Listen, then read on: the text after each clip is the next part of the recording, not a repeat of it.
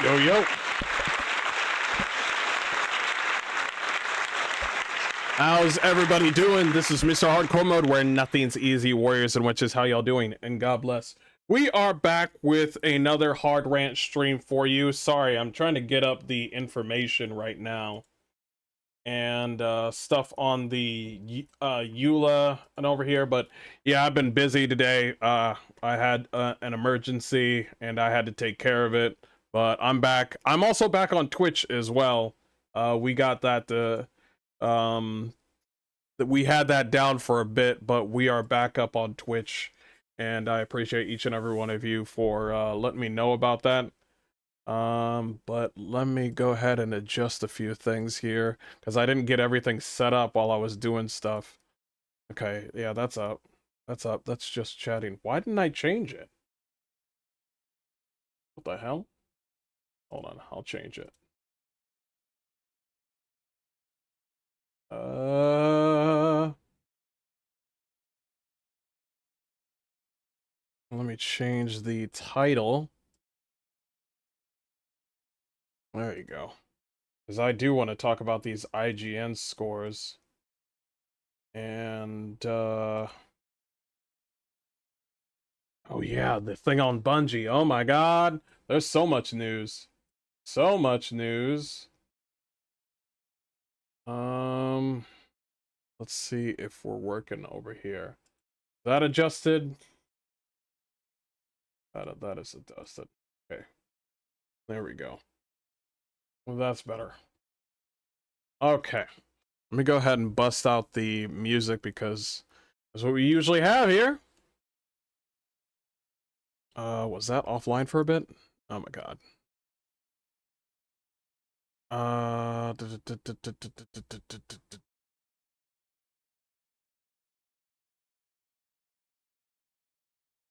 yeah.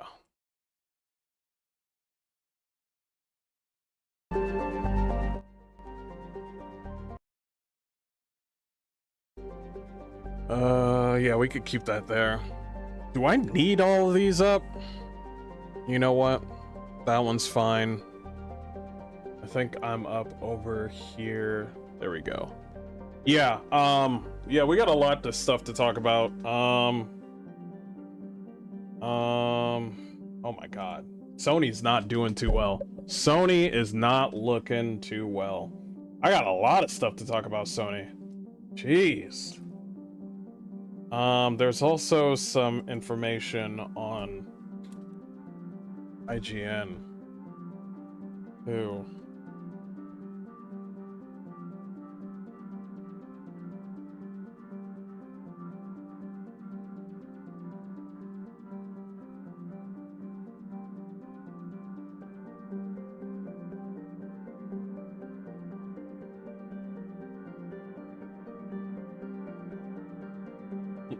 What? Oh yeah, I remember that. Yeah, they gave a 6 to Where Winds Meet. What utter bullshit, bro. Bro, IGN, we gotta talk about IGN. There's a lot of stuff that I gotta talk about with IGN.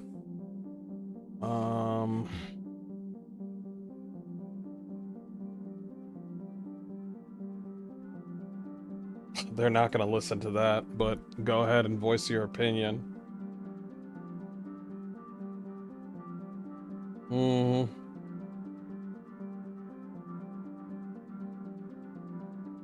Okay.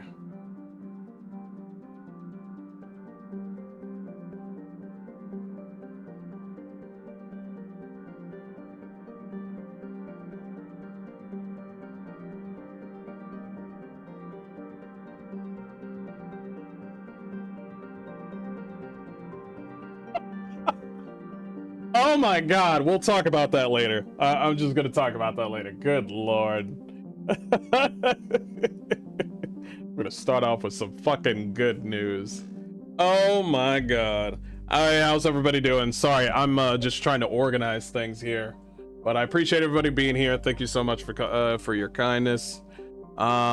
Maybe I should bring down the music here a little bit. There we go. That should be lower. I apologize. I think that's fine. I should keep you guys up. Okay. Yeah. Because I want to make sure that that's correct. What's this? I don't need that. Yo, so check out what I've been doing. So I've been thinking about playing Pathfinder Kingmaker, and I'm trying to do certain things with mods for Pathfinder Kingmaker and make it look as like way better. And I've been working, and check out these new portraits that I got for these characters from Pathfinder Kingmaker. I haven't played the game in a while. Oh, that's the wrong folder. I think it's there it is. Oh my god. Okay, alright. I'm changing all their portraits. I'm changing all their portraits. So I'm changing all their portraits. So if I'm gonna play Pathfinder Kingmaker, I'm changing all of them to make it more appealing to me, and I can make it work. I'm gonna make it work. Hold on. Let me show you a difference between who they are. And I was thinking to myself, bro, we could do so much better than this. And so, check this out. Okay.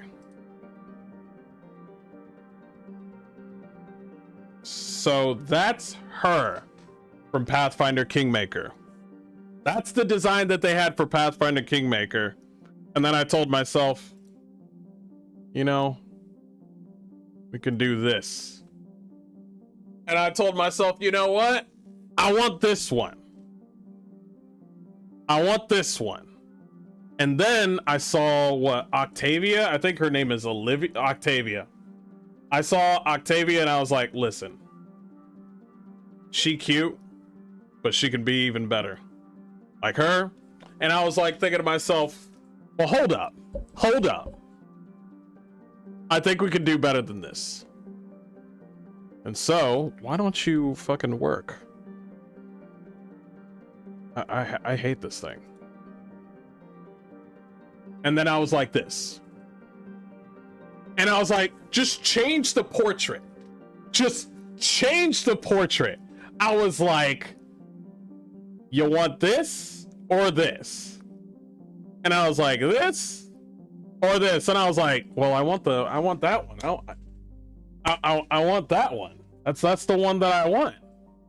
And then I was like, oh, chat's gonna fucking go ham on this one. And then there was, where is she? This one. This one. And I was like, oh, chat's gonna like this. So I was like, okay, how are we gonna change her?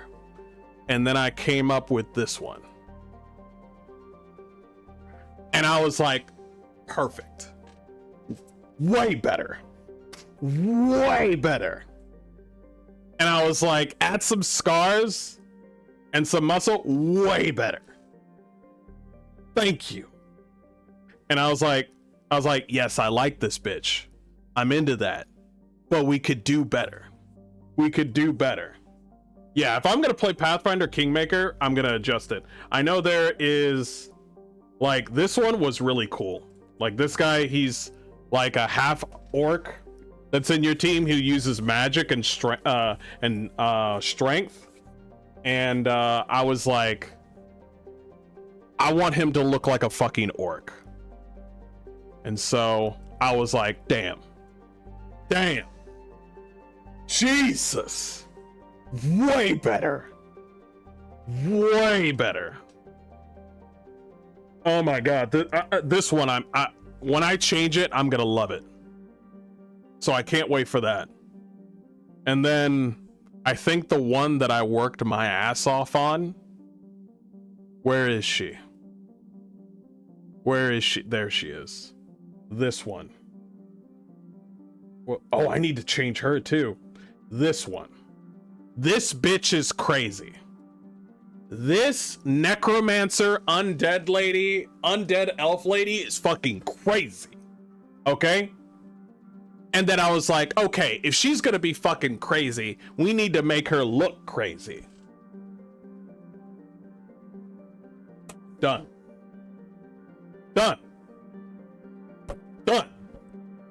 We're good.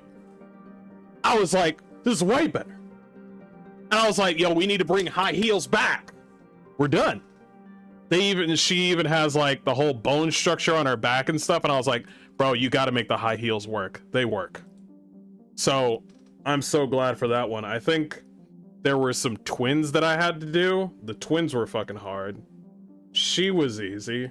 Some of them I didn't want to change, but I think I'm gonna enjoy this. I think, oh, Tristan, my boy Tristan, my best healer in any video game, Tristan. And I was like, you're gonna do my boy Tristan right, okay? You're gonna do my boy Tristan right. I was like, I need you to make sure to make him look like a god, okay? All right. I don't want him too muscular, but I want him to look like he's a war priest. Can you pull that off?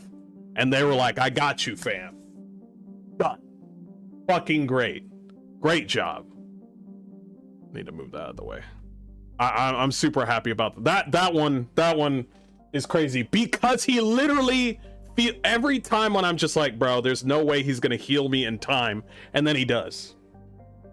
There are some moments where he doesn't, but jeez, he that's looking good. I think I want to make a couple of adjustments on one other character. Oh my god, one more. Hold on. There was, I don't know why they do this, but for some odd reason, when they try to draw Asians, they try to make them look dull as fucking possible. In Pathfinder Kingmaker, there's a character who's an Asian and she looks okay, but I was like, bro, do our Asian women right. They always like to choose the bottom of the barrel Asians. And I'm like, yeah, you know that Asian that you saw that works at Michael's craft store? And I'm like, you mean the old lady with the big glasses? And I'm like, no, not that kind of Asian. I want like the Asian where Xi Jinping is gonna be super proud. Okay. And then I was like, boom, boom, boom. I was like, I don't know how this worked out, but it worked out, and I'm super glad for that. I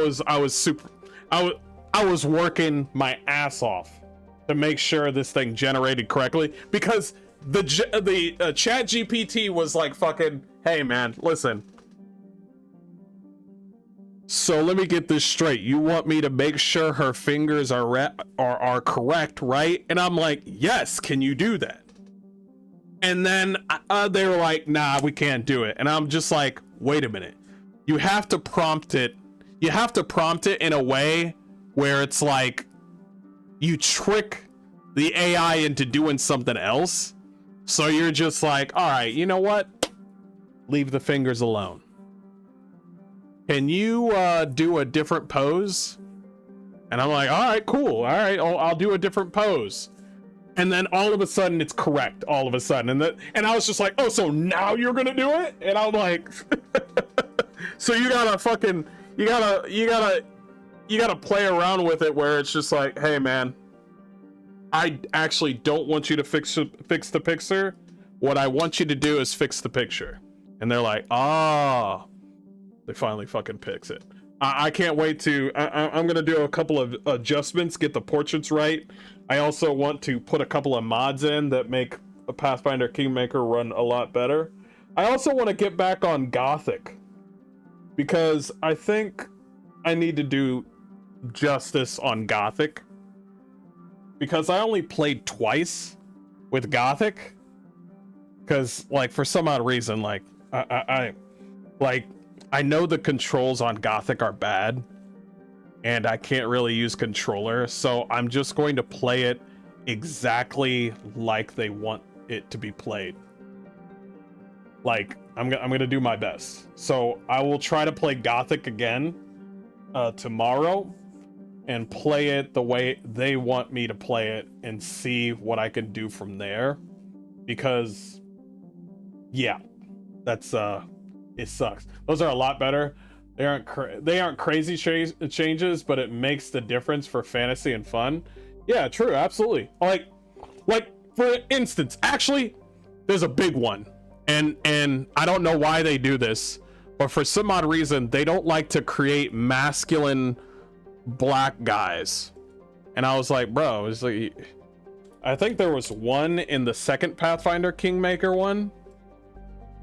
Let me show you. So there's this character that's neutral good.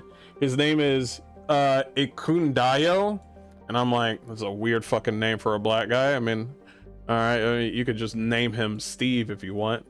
But there's this character, and I was like, this character is so in the background that I'm just like, what are we doing? What are we doing? This character is just like you could forget this character. And I'm just like, why are you gonna do my boy like that? Like, there's a lot of characters that look nice. This one's just like, that's the best you can do. I mean, and then I did this, where I was just like, where are you at? Way better. Way better. Way better. Way better. Where, like, I know that they have a certain art style that they do, and I think that's great and that's powerful for them, but I want him to, like, at least look like a side character. Because that picture, this one right here, this one is like, you're not even a side character. You just look like you're about to die, like, real soon. Like, you're about to die real soon. Like, hey, my name is this and this, and then you're gonna die in like the next panel or the next page or something. Get this shit out of my face. I think the dwarf guy looks great on his own.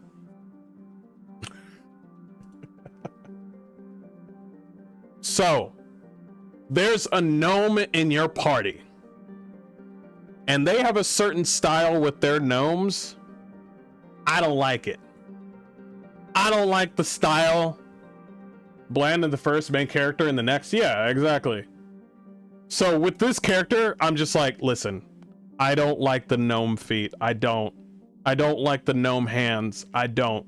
So I said to it, give her the geeky glasses, frizz up her hair a little bit, put a little ink on her fingers and face, and make her feet more petite. And then this one came out. And then I was like, much better. Much better. Much better. I especially like the lighting and stuff. This is so much better. Like the character is super annoying with their voice. When I see this, I'm like, okay, I'm paying attention now. I'm paying attention now. It's like, what's up? What's up? Like, I was like, listen, can you just give her a little bit of ink on the face? And then the glasses was a great touch. Was a really great touch. So there's that one. And okay, here's the last one. Okay, get ready for this one. So apparently there's twins. Not twins, it's the same person. Khalik and Kanera. And there's a good version and there's a bad version. And I saw Khalik, and I think Khalik is one of the most attractive characters that they had in the game. And I was like, oh, she looks nice. But I'm just like, listen, we need to do this lady justice, okay? All right? Everybody's out here covered up like I don't care about what they look like in the game. That's not what we're striving for. So that's the good version, and I think they do a really good job at showing off the character being shy and a good person. And then the other version is like, the evil version is more like she's up to something with the smirk and stuff. But I was like, listen, you need to generate this to where it's good and it's bad.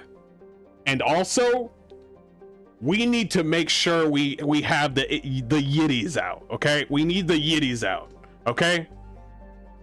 And then this one came out. I got two. So we got the good one. We got the good one, which is this one. So it's that one. And I was like, oh my God, this is good. This is way better. And I also said, put the baby oil on this one, because I don't know what it is, but if you're tan colored or orange colored in like sort of D&D or Path of Exile, I'm just like, bro, break out the baby oil. We got some. We got some. Boom, this one was perfect. So this one's the good one, to give her more like a like feminine, shy, sort of kind pose. And then we got the evil one, which is polar opposite. And I was just like, okay, all right, we're working, we're doing good. And I was like, are you going to be able, are you going to, hold on, are you going to be able to like make sure that they look exactly the same, but like physically, but different at the same time? That was fucking, it was easy, but it was fucking difficult for a second there. But those are all the ones that I got. Like, I think this one I like, but we could work on this one.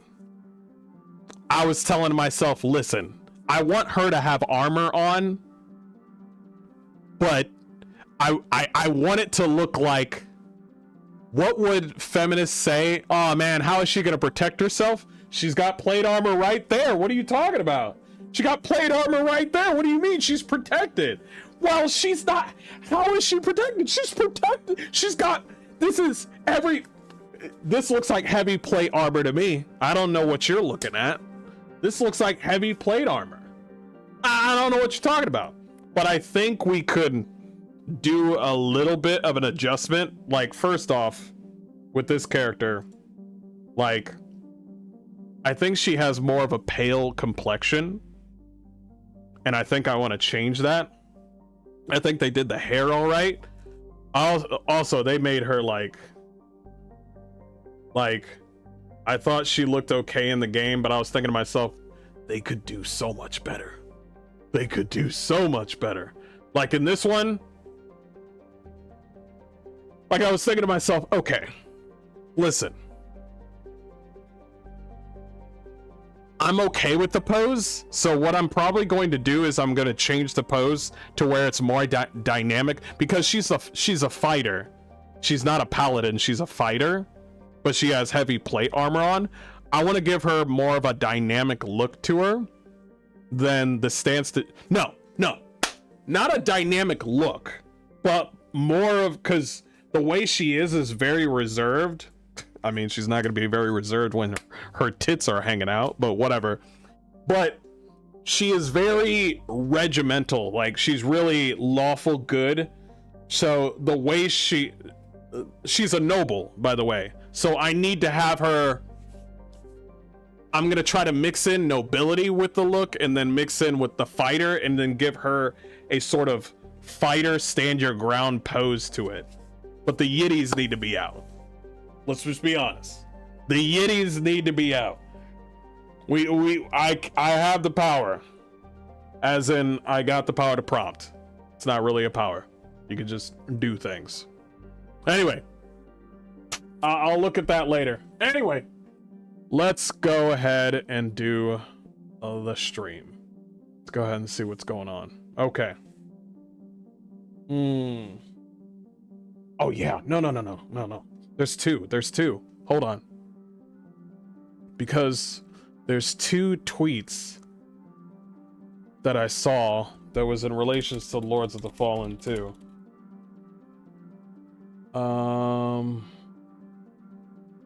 I think it was, what's his name? Yes. Oh my god. I'm so glad for them. Okay. All right.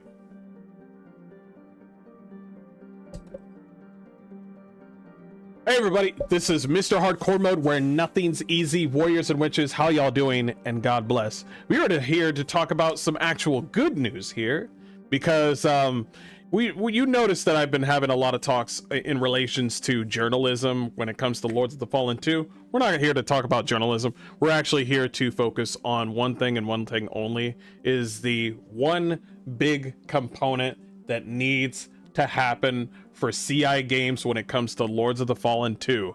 And our biggest thing was to make sure that the game was available for Steam instead of Epic. And lo and behold, CI Games announced that they are ending publishing agreement with Epic for Lords of the Fallen 2. Not the next game that they make, but the Lords of the Fallen 2 game. And I'm just like, finally some fucking good news in the gaming industry. And so instead of looking at this post, I'm super happy about this. Marek Tyminski is going to talk about it here. He is the lead CEO with CI Games, and he says this: Lords of the Fallen 2 important publishing update. Independent developer CI Games today announced that it has signed a separation agreement with Epic Games Publishing. As a result, CI Games has regained full open distribution rights for the PC version of Lords of the Fallen 2, moving away from the previous PC exclusive publishing arrangement signed in June 2024. So that means they can fucking put this on, physical copy of PlayStation and Xbox if they wanted. Lords of the Fallen 2 remains scheduled to launch later this year on PC via Epic Games Store and other PC storefronts, as well as on PlayStation 5, Xbox Series XS. Nobody's using S. CI Games will self-publish the title across all platforms, while PlayOn continues as the global physical distribution partner. Good. Stay far away from PlayOn. As a matter of fact, stay far away from Embracer. PlayOn is kind of iffy, especially with the whole thing with KCD2. I didn't like what they did when they were shutting down like forums related to like KCD2. I don't like that shit. We have a disagreement. Let's talk about it instead of shutting things down. Here's the funny thing though. Your game's coming out this year. You know you're gonna get a 6 out of 10, right? It doesn't really matter. What matters is the player and the people that are playing the game. And with this sort of news, this is actually a good power play that they did. I think that was the one thing where I was just like, you need to fix this, and boom, smart. God, finally. When we literally say, hey, this could make you get more money and also it'll provide for me, and then they go, all right.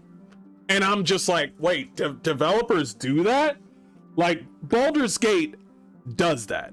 Like, Baldur's Gate 3 definitely, when it comes to Larian Studios, they definitely do listen to the fans. I agree with you.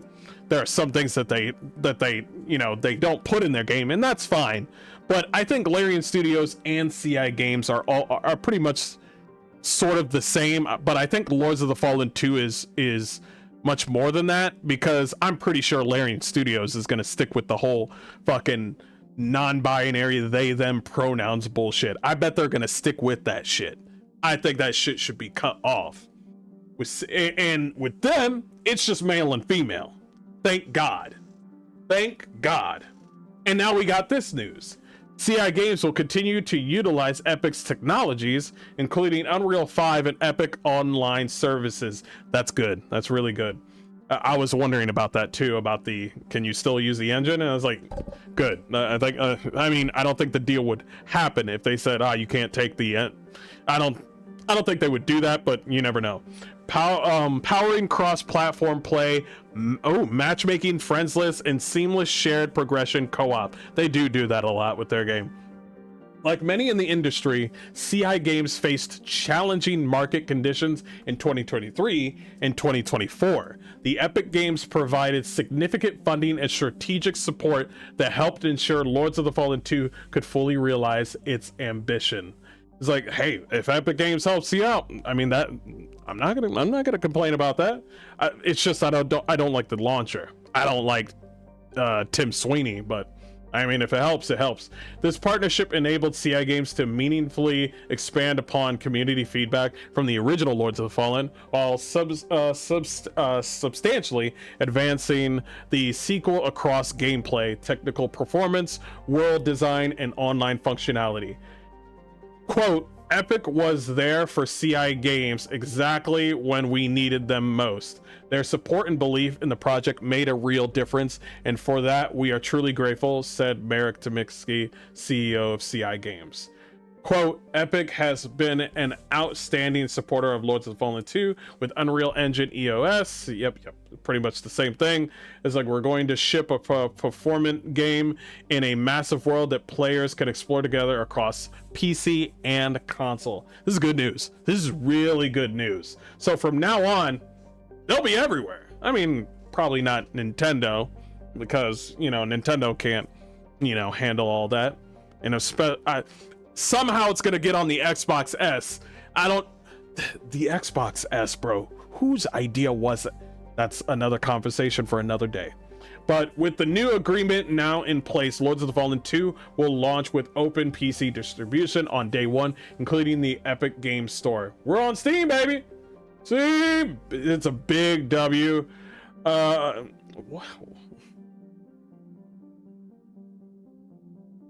Wait. Sorry. Hold on.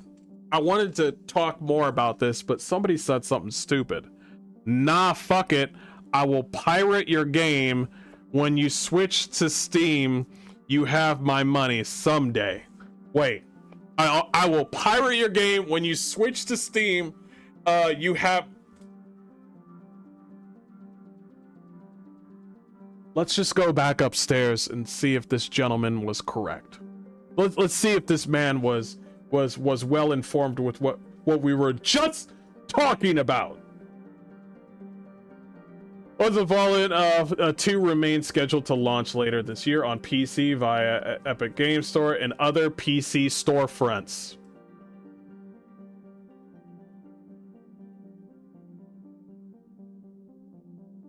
What are we doing? So it's gonna be on GOG, itch.io most likely, and guess what? Steam. Bro, what are we doing? Is he getting roasted? I want to see this. I'm petty. I want to see. It might be bait. It might be bait. I think, you know what? I'm just gonna call it might be just bait. I think this is just great. Too bad your game still looks bad. LMAO. We're anti-woke, so we're gonna make our characters look like generic AI gooter slop. Fuck off. Bro, was this guy born yesterday? We had hot chicks in the past, and then they took that shit away. Bro, is this guy... his name is Josir Dadi. Oh, he's a Muslim. Oh my god, never mind. My bad. Shit. I got my bad, bro. I just had bacon today. I probably shouldn't talk to this man. You guys have gone above and beyond on trying to please gamers. I'll be there day one. It's like, I think a lot of people are just happy about it, and I think that's just a wonderful thing. This is all good news. I gotta stop getting heated over fucking comments when they say stupid shit.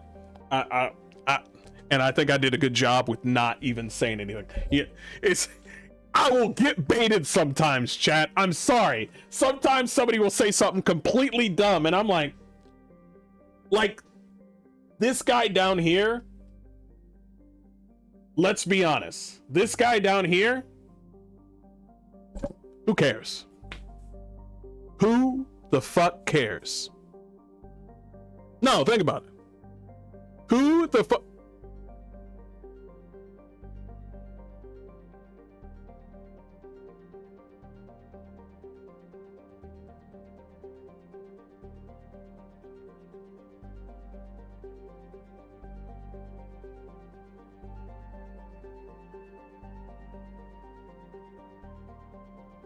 NB, any pronouns,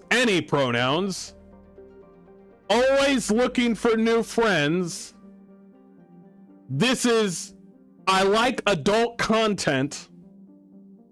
Don't be weird.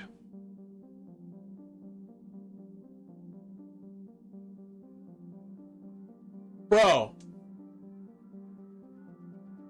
where are we at? I'm fine, bro. You know who this guy reminds me of? The person that says, look, that Diana little girl from Pragmata, she's fucking, what's it called? What's the word that they say? It's pedophile bait.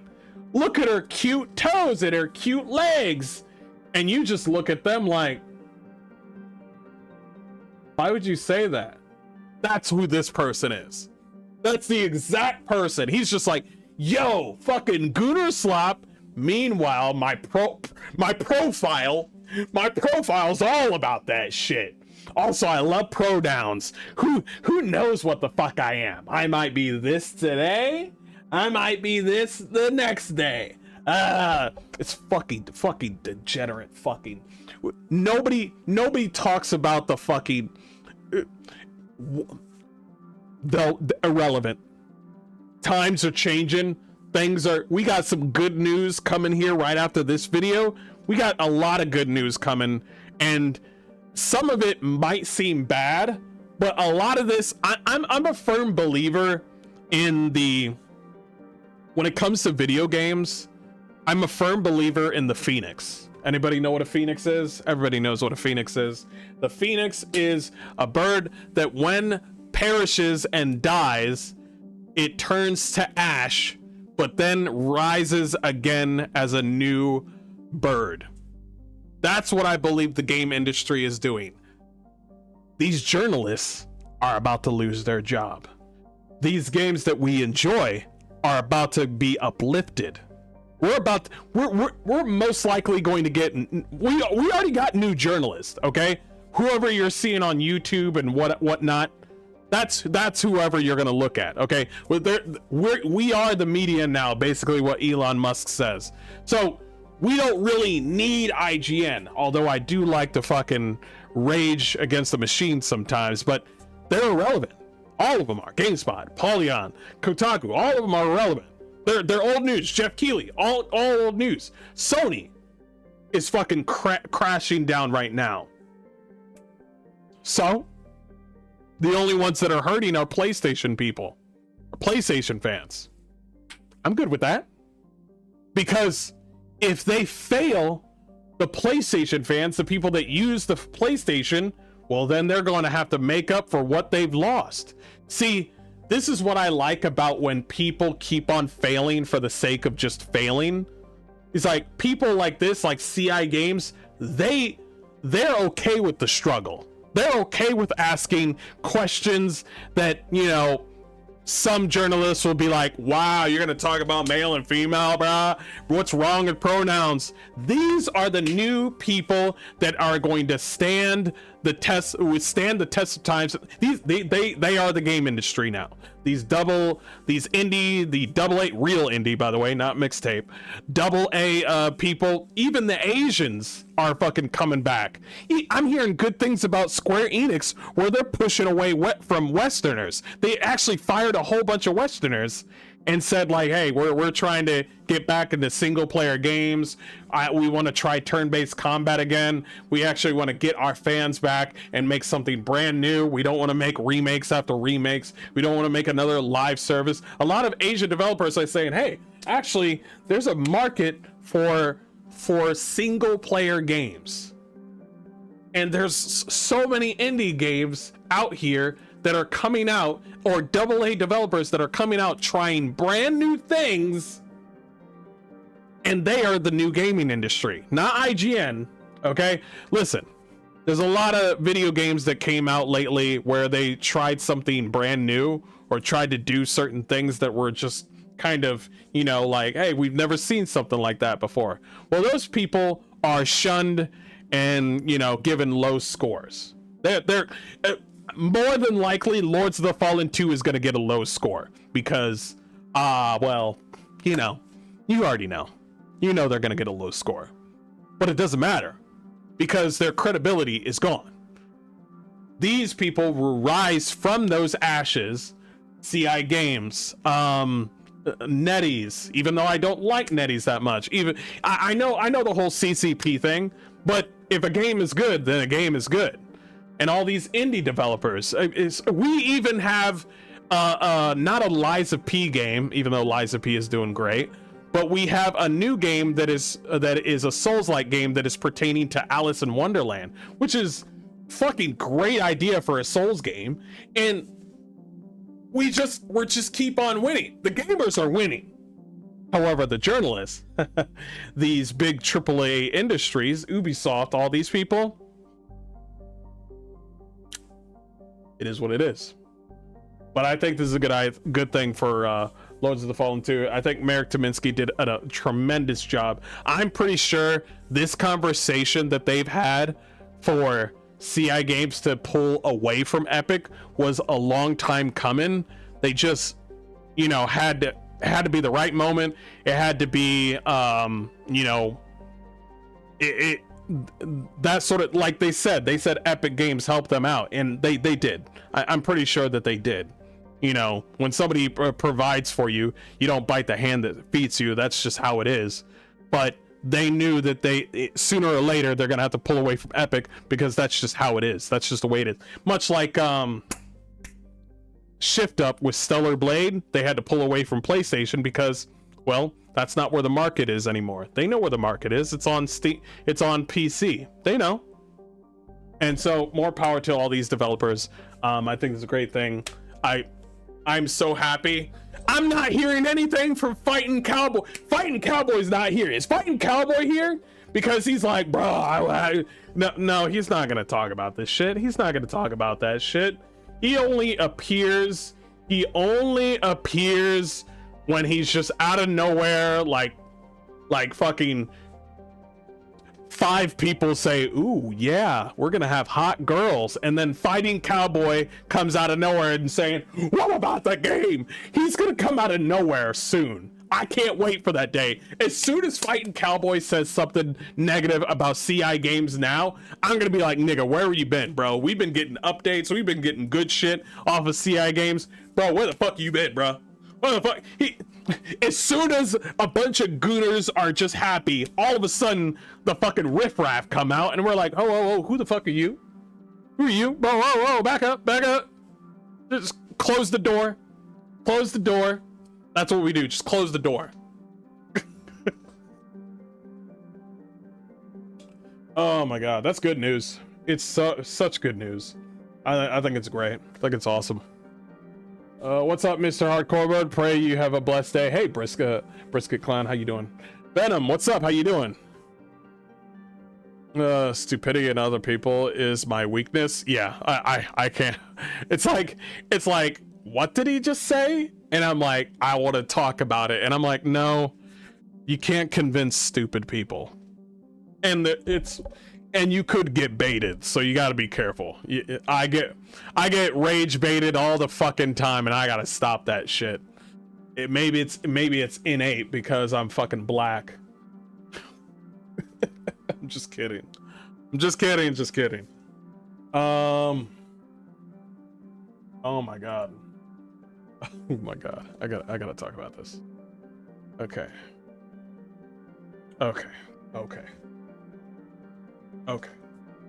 Here we go. Let me see how's everybody doing today? It's good to see you. Good to see you. It's like, hats off to all of you. Thank you for being here. Doing well? That's good.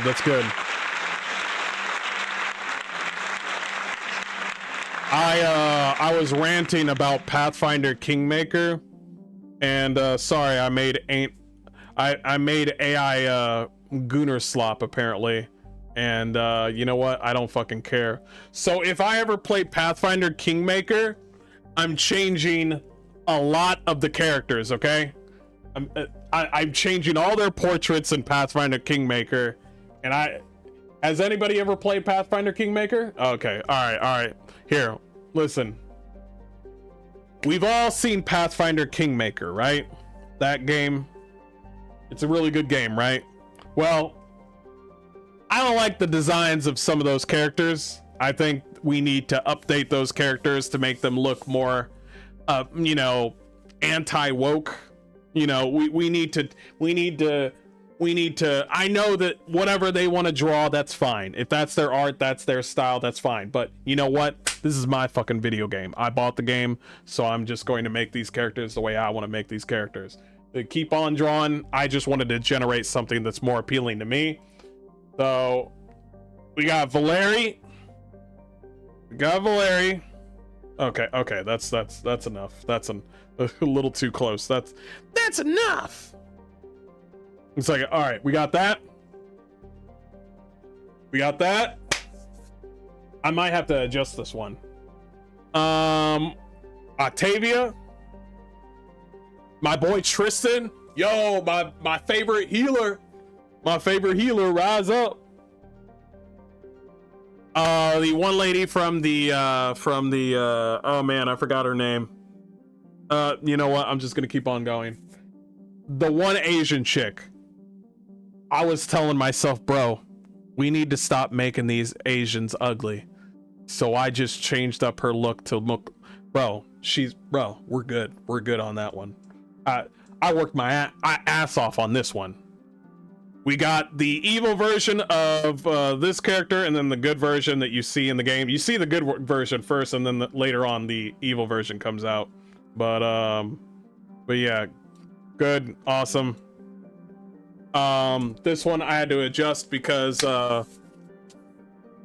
feet were a little too monstrous, and I was just like, you know what? Adjust those feet. Adjust them. I like this character's lines, and this character is actually one of the interesting characters, but the way he looks, I didn't like it because it seemed like he was just a background NPC. I made him look even cooler. I think he looks way more manly, the way I wanted it to be, than what we had before. But keep on going. And of course, don't say it, chat. Don't say it. Don't say it, chat. Listen. I know. Listen. I know. Okay? What I did was I adjusted this character for inflation. Okay, calm down. Calm down. I like how I showed you all of that, and then as soon as I stop at the big mommy, everybody's like going fucking crazy. I was like, nobody's saying anything, and then as soon as I was like, oh no, I know what they like. Oh, I know what they like. Never mind, they got a type. So I adjusted this one for inflation, of course. Bro, this one turned out so fucking good. So much better than the one that was in the game. And of course, the developers do an amazing job at their art. But this is my game and I bought it, so I'm gonna change the way he looks. He looks so much better. Too big of a sword, in my opinion. True. Everybody likes big swords. Bro, this chick, I told the AI, listen, these bitches need to have high heels. Not all of them. Not all of them should have high heels. Like the big mommy, like she can't have high heels, bro. No, not her. But her, she's an undead fucking like necromancer. She had to look like decrepit, but still hot. So now every time when she pisses me off, I'll give her pretty privilege.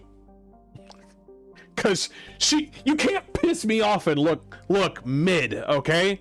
You gotta piss me off and look high. I'm like, well, she's high, so I'm just gonna let it go. So those are the ones I gotta adjust 2 of them, and then I think I'll be fine with those. But yeah, they're good. I think every other NPC looks just fine the way they are. I want to adjust the music, by the way.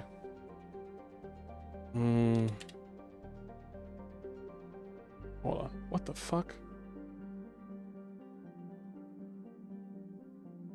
Oh, there we go.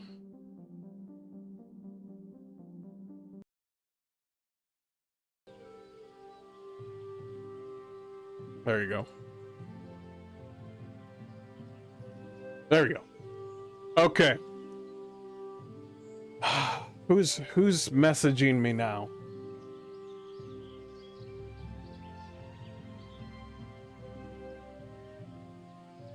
Oh, that's nice.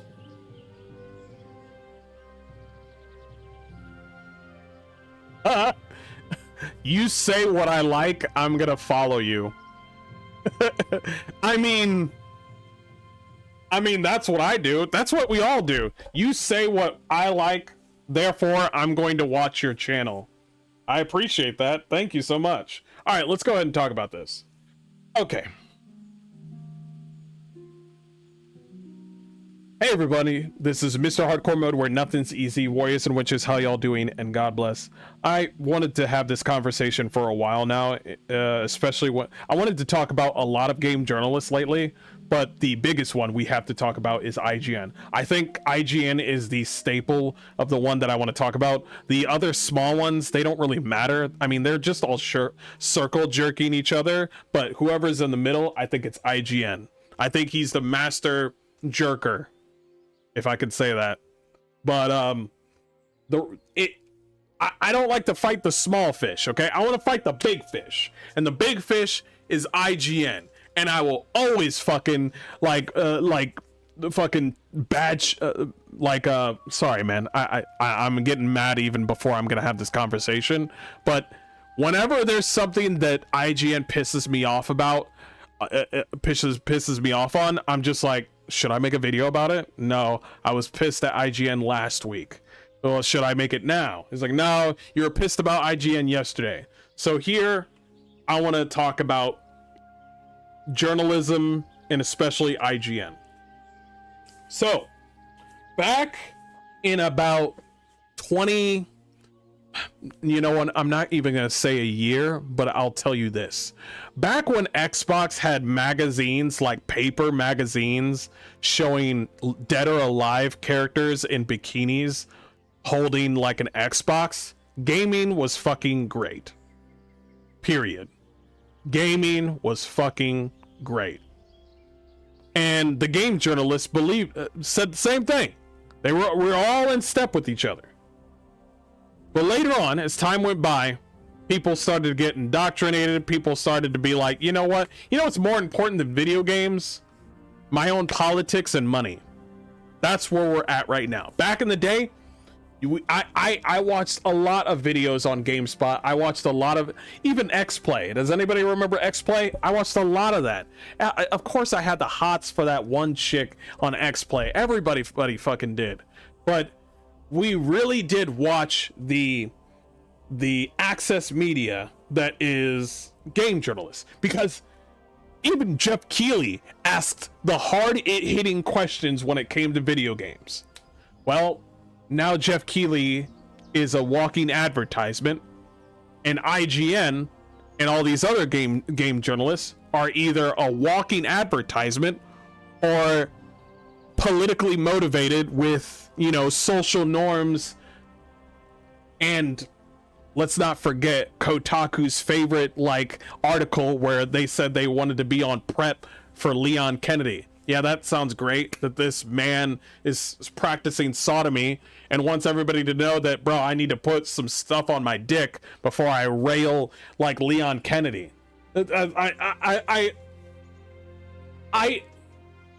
I want to talk about that Kotaku article where they said that they were on prep for Leon Kennedy. That is so listen, you can be unprofessional on video games. That's great. I think that's because it's like, we're video gamers, okay? We were the downtrodden back then. Now we're too mainstream. We are way too mainstream right now. Way too mainstream. This is why I like the fact that a lot of these game journalists and all this stuff is failing. But to listen, I would like to have, if I did a whole thing with game journalists, like I had my own game journalism and my own website. Yeah, I'll talk about hot women. Yeah, I'll talk about attractive characters, but I will not, and nobody else working with me will stoop to the level of talking about getting a poopy dick. Okay? It's like, yo, Chun-Li with her big thighs, she's coming in the next game. It's gonna be great, guys. Bro, the graphics on Cammy for the next Street Fighter, she's looking good. They did a great job on her body. It's like, she's all ass and all game. She's great. Never did I think that Kotaku would fall this low. I'm learning all new things about these game journalists, but they get lower and lower every day. They surprise me. Now I don't get surprised when they say stupid shit. But that one with the Leon Kennedy one, where I was just like, wow, professionalism out the window. But let's get back to IGN. IGN played Lego Batman Legacy of the Dark Knight. And when I saw the game, I was like, this looks fun. The art style is fun. It's funny. This looks like a really good game for anybody of any age. And you could play this with, you could play this with your son or your daughter. This looks like an excellent game. I would definitely play this game. And if somebody like IGN wants to say that this game is an 8 out of 10, good on you. Here's the problem, though. You gave Dragon Age the Veilguard a 9 out of 10 when everybody unanimously believes that game is a 0 out of 10. Mixtape, you gave a 10 out of 10 on a game that is not a game, and everybody believes that game is a 0 out of 10, or what I like to call it, nobody knows what the fuck that game is. We could keep on going. Subnautica 2. Why are we doing this whole thing where we like to do scores on early access games like Subnautica 2? Why are we doing early access fucking reviews? Impressions? Yeah, we could do impressions. But we're gonna do a fucking review on an early access game? Are you fucking for real? You could do an impressions video. It's like, hey, we got something good here. I'm looking forward to whatever comes. There needs to be some bug fixes and this needs to happen, but I'm looking forward to the game. No score yet until the game comes out in 3 years. You want to do a score on an early access game? What the fuck are you doing? And here's the funny thing is, IGN, like GameSpot and so many others, postponed their review a month later after Marathon came out. Bungie came out and said, hey, before you score my game, can you wait like a month? I laughed my fucking ass off when I saw this, because everything's starting to come together, and I'm just like, you know what? I want to do a video where I talk about all this bullshit. All this fucking bullshit. Because you want to know the reason why this person gave this game an 8 out of 10? He said, where did it go? Legacy of the Dark Knight is a loving made, often hilarious take on both Batman's movie and video game history. But they say out of here, Dark Knight might not tell a story that will sit alongside Batman's best overall. That is not why you gave it a low score. This Batman story is supposed to be simple, easy to understand. There's a lot of moments in this Batman game where they try to mimic the real story of Batman, but also make it funny at the same time. And I think, by the way, I think that alone should be like that should get an award, that you would do the same story as most Batman stories, and people would watch this. Batman fans would watch this and be like, oh yeah, Jim Gordon, oh yeah, fucking Barbara, oh yeah, Ra's al Ghul, oh my gosh, the Joker, of course he's gonna do this. Oh, Red Hood, oh my gosh, let me guess, Two-Face is gonna show up. Oh my gosh, this is so cool because I'm a big fan and I know what's coming right up. But at the same time, even though that sort of hype was available in the game, they were able to make it into a sort of funny experience, because there's a lot of moments in the Dark Knight that is actually pretty dark, but they put a twist on it. Like, for instance, when it comes to, Bruce Wayne losing his parents, and like, I'm not gonna, spoil it, but they do something different to make it funny, when the moment happens. You know what I'm saying? So I think that alone really starts to like resonate with the fans, especially if you're a Lego fan. Like, this game actually makes you want to buy more Legos, which don't do that. Stop, don't do that. You're going down a rabbit hole that I can't follow. Okay. But let's go ahead and touch up on something that actually made a 10 out of 10 instead of this game. Now, this game, Forza Horizon 6. By the way, same reviewer, by the way. No. This is a different reviewer, correct? No, it's not. It's not the same. It doesn't matter. IGN is all the same, okay? IGN is all the same. So they say Forza Horizon 6 has not skipped a beat and it runs like a titan. It's the best looking and best sounding game Playground has produced to date. Set in the most wonderful realized map it's ever crafted. It's rewarding to explore. The campaign is well paced and a great payoff. I'm gonna let you guys know right now, everything he said was correct, but the story is lackluster, okay? Basically, you want to know what he just said? I know what this jargon is. It's jargon for like the story is doing the story thing. You know what I mean? Just say the story is mid. What does he say right here? Set in the most wonderfully realized maps it's ever crafted. It's rewarding to explore, and the campaign is well paced with a great payoff. Let me tell you something right now. The story doesn't do anything. The story is so predictable, and it's fun, and you do get a lot of rewards and certain cool things when you play the story, but there's not much to the story.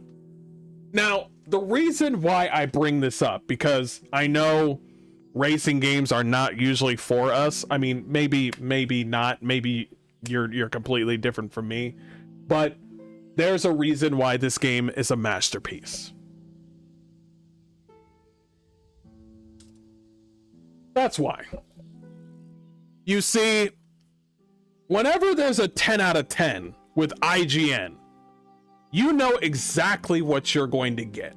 Now, there's a lot of people playing this game, and I think that's great that people are having fun. And a lot of people like to do this thing where it's like, bro, when you make your character, it's just like 1% of the game, but it's not gonna, it's not gonna take away from 99% of the game. Okay, you like to get indoctrinated, have fun. When your wife gets bombarded by a black dude that has a dress, don't come crying to me, okay?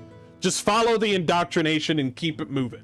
See, a lot of people like to do this thing where it's just like a lot of normal people that are, center left will just do this like, I don't care what the hell you do. I don't really care. It's only 1% of the game. You are the fucking problem. Yep, I'm going to say that. I'm sorry. You are the fucking problem. You are. You have to take a stand sooner or later to make sure this sort of nonsense is out of here. You say that these things don't matter, but why do we have a whole system in the world that caters to this sort of bullshit? You got to ask them, okay, sir, since it doesn't matter, can you tell me what they, them is? They're not going to answer you. They're not going to answer you. Sir, can you tell me what body type 3 is? I'm so curious. They're not going to answer you. He's like, they're going to be like, whatever, bro. These sort of things need to be scrutinized in full perpetuity. We don't need a convert. Gone are the days that we have these conversations where it's just like, this doesn't make any sense. This is nonsense.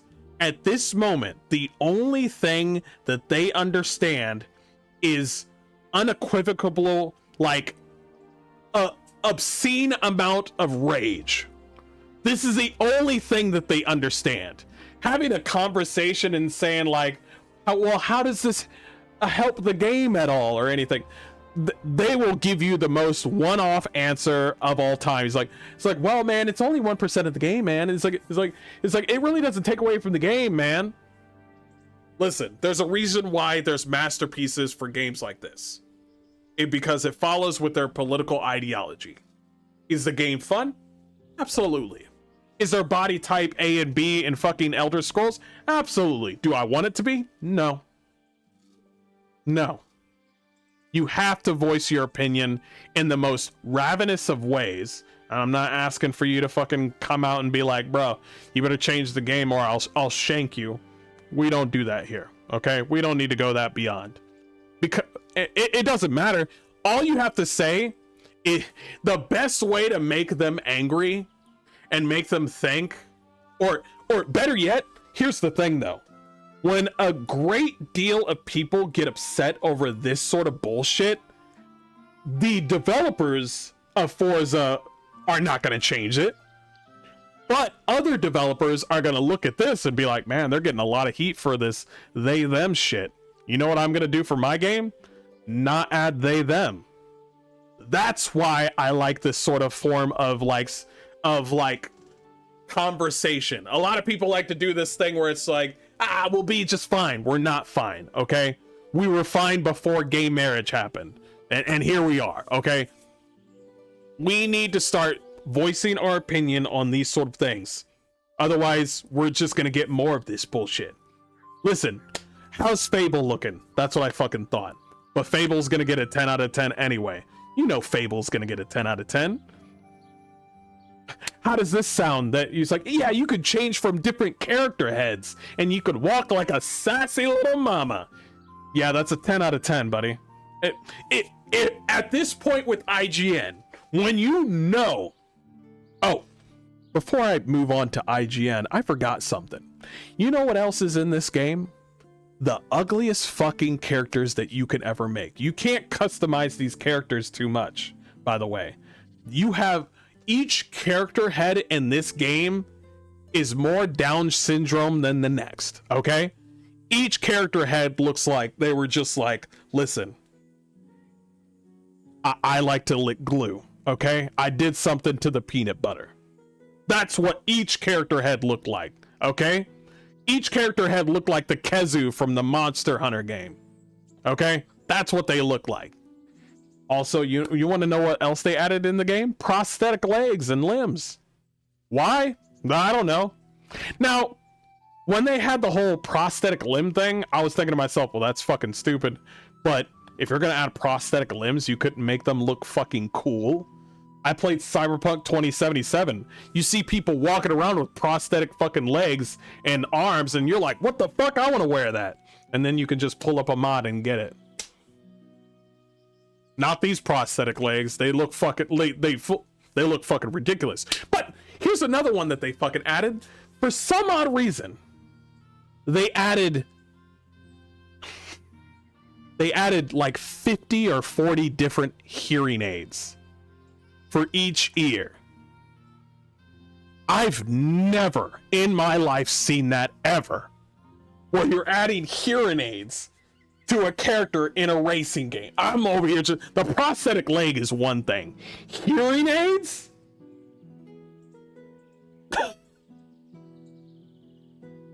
At this point, the vitiligo can stay. You want vitiligo? Fine. We need to talk about the fucking hearing aids? Listen, there's a reason why people like character creation. You want to know what it is? Escapism. We don't want to look like ourselves. Are you... Hey, I just lost my leg and my arm. Can I make a character that has that? I'm pretty sure the person that lost a leg and an arm does not want a character that doesn't have a leg or an arm. Okay? Somebody has a hearing aid. I want my character to have a hearing aid. Who says this? I got some chubby on my chest. I got some chubby from eating so much fucking McDonald's and shit. Yeah, I want to make a character that looks just like me. What are we doing here? What are we doing? What is the charge? Eating a meal? I'm getting off the topic. But I want to get back to I think this is the funny thing, is that mixtape is probably the golden child of finding out who the fuck these game journalists are. Like, I hate mixtape. I don't think it's not even a fucking game, mixtape. I don't care about the developers. But what I really appreciate about mixtape is the way that we could literally find out who the fuck should we even trust. You saw a mixtape, it was 10 out of 10 across the board. And you're just thinking to yourself, what is mixtape? And you see mixtape and you're just like,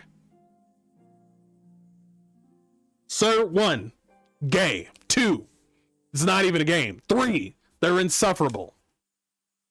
We had a article from Polygon saying like all these toxic gamers are gonna pull mixtape away from Game of the Year contender. Oh, so you were trying that shit. I'll be honest to you, cause I'm one of those guys where if somebody pisses me off so much that I just can't wait for their downfall, so I just wait. If mixtape was Game of the Year contender and won, bro, game industry done. The Phoenix, like I said before, the Phoenix has died, turned to ash. We are in the ash phase where everybody's just like, Game of the Year is mixtape. Oh, I kind of wish. I kind of wish, you know what I mean? Where it's just like, yeah, bruh, mixtape is gonna get best game for impact. It just is. But Game of the Year, bro. Okay, of course it doesn't fucking matter because the VGAs, we only get 10% of the vote. So all the shit that happens with fucking the Game of the Year shit, it's not on us. We only get millions upon millions of us gamers out there voting. Do not matter. That's what Jeff Keighley believes. But 90%, like IGN is the 90%. You don't matter. And you could be looking at this like, well, Mr. Hardcore Mode, I don't really care about the fucking awards. I only care about the world premieres. I'm with you on that one. But I think what I would like is actual good game. No, I take that back. What I like for IGN, GameSpot, Kotaku, Polygon, I would like all of them to fall. That's what I want. Not like, oh man, I want them to fall for no reason. No, I want them to fall for a good reason. I don't wish the downfall on people that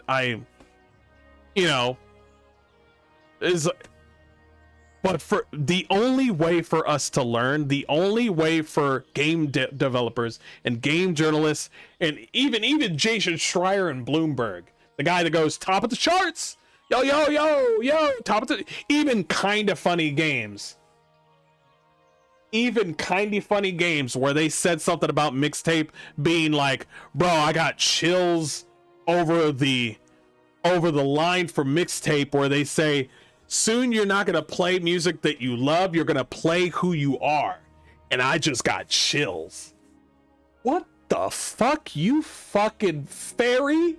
You made that shit up. And so I wish that mixtape and Forza would all just become Game of the Year contenders. And even though Lords of the Fallen 2 is going to be pushed away because that's exactly what's going to happen, I want the Video Game Awards to be the exact image of IGN, Kotaku, all of these fucking clowns. So that way when people see what they are, because not everybody knows, not everybody's online, okay? Some people just go like, I don't really care about IGN, I just want to know if the game's good. But I think one thing that really shocked people when it came to the VGAs was Astrobot winning Game of the Year instead of Black Myth Wukong. That was a weird thing. I'm over here thinking like, well, it could be Black Myth Wukong or one of the other games up for contenders. Like, I don't think it's going to be the DLC of Elden Ring, but it could be something else.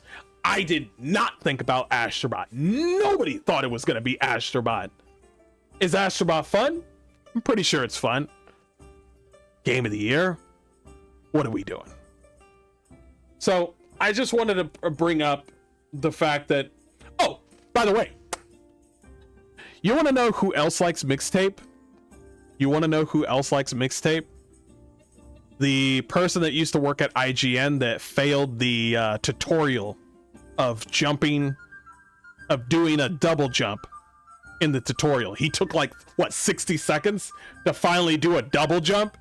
That guy that said, oh yeah, Cuphead? Yeah, I'm gonna have to give it a low grade because I can't pass the tutorial. He loves mixtape. And I'm over here like, yeah, actually, it makes sense that he would love mixtape. You want to know why? Because you don't need to play the game. And so, what we see, by the way, I'm going to talk about this later with Sony and the whole thing that's going on with Sony and Bungie, but I'm going to talk about it here too. There's a lot of stuff going on around right now with the game industry, with game developers in the triple game industry, and also gaming journalism. You know what they're doing? Everything has to be mid. We don't have to be perfect. We don't want to be perfect. We just have to be good enough. This is the same line from Ubisoft. It's the same line with Bungie. It's the same line with game journalism. They just want to be in the middle. Not great. They don't care about being great anymore. That ship sailed. They don't want to be the worst. They're getting there. They're getting there. But they want to be like just right in the middle. And that's not going to help out the game industry. The only thing that's going to help out the game industry is for people, like-minded people like us, like you, chat, to speak up and say, and speak your piece and say, this sort of shit should not be allowed. We need to play video games because we would like to escape, please. I don't want you to be my fucking mother. I would like to own my games. I would like to stop making remakes and make a new game with new mechanics and try it. There's too many fucking games out now where people are trying to do live services where the live services are just meh, and then they fail and then they drop and then they're like, what's going on? I only got 200 people playing my game right now. What's going on, guys? Why don't you try to play my game, guys? What's going on? It's like, well, I don't want to play a fat bitch and a pansexual. That's why I don't want to play your game. Also, your game is mid. Your game looks boring. Okay, I'm not gonna play boring, okay? Especially not a live service game where you play it constantly online all the time.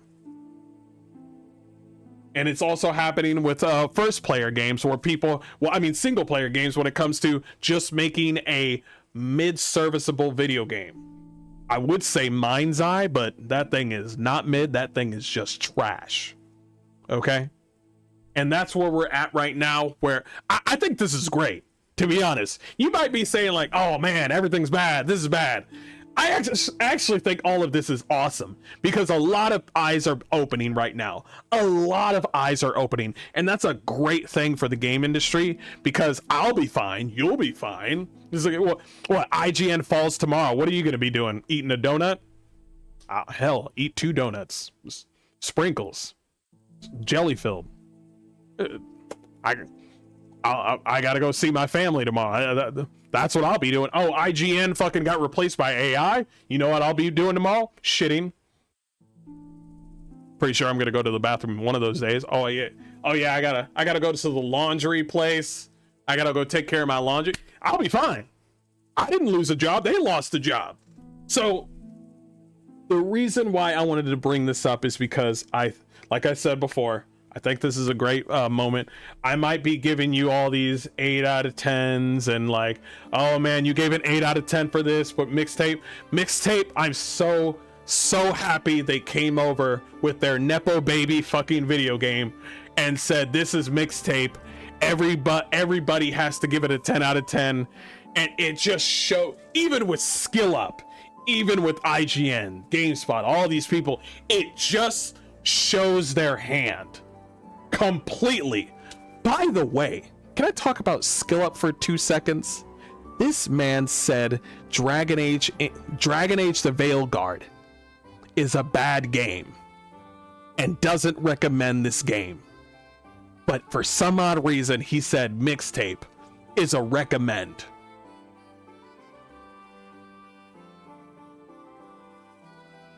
If I didn't know any better, if I closed my eyes and heard banter from mixtape and Veilguard, I wouldn't know what game I'm playing. I would close my eyes and all I would hear is like, this song is from the is from Barry Manilow. This song from like, yeah, The Cure. It's one of the best bands, and I'm over here just like, is that Tosh? Is it that Mexican fucking guy with the demon inside of him? Oh, mixtape. My bad. You know what I'm saying? I'm just like, nigga, did you close your eyes and hear mixtape? What are we doing? Anyway, I want to leave it at that. Thank you so much, and I'll see you guys next time. God, yeah, it's a good day.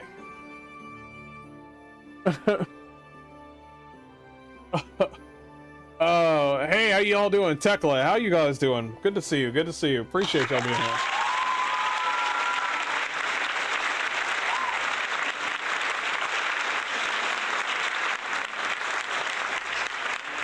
$50 hearing aids are easy to make assets. They want cheap praise.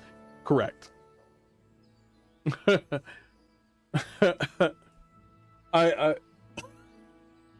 Why would a racing game even need a custom driver anyway? You're only seeing the car. That's what I'm saying. I used to be like, man, wouldn't it be cool if you could drive around the world and have a character? And then here we are. And I'm just like, not those characters. I didn't say those characters. That's not. I think it would be cool to get outside your car and then pose in front of your car and take pictures with your friends and shit. Like go to like some sort of 7-Eleven in a video game and like get like a Slurpee and fucking take pictures of your car. And then after that, do a race. Did I just mention a Slurpee after the whole? I can't look at Slurpees again after mixtape. I may, you know what? No Slurpees in Forza. Okay, no Slurpees. Okay, mixtape fucked me up. I just said, bro, add Slurpees in the game and we're in. And I'm like, nope. That's how we make mixtape. My bad. My fault. A lot of money the goblins are pouring into this indoctrination crap. So yeah, it definitely matters. It does matter because kids play these games. And we'll see. Why would? Yeah, we'll see. Does a game like Forza even need a score? A 10 out of 10 score, especially? I think Forza is a good game. I've seen the gameplay. The game looks fun.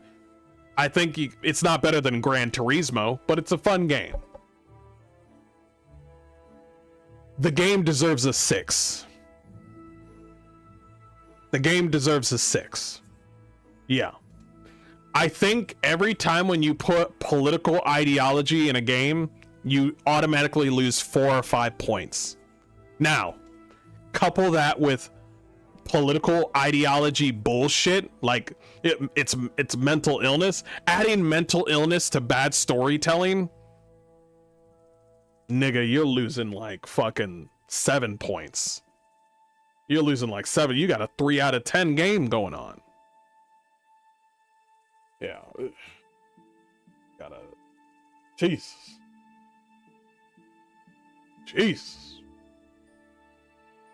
Oh, I forgot my drink in the back. Good to see y'all. Good to see y'all. Oh, what's everybody playing right now? What is everybody playing right now? It's good to see you all. Who the fuck? Jesus. Sorry.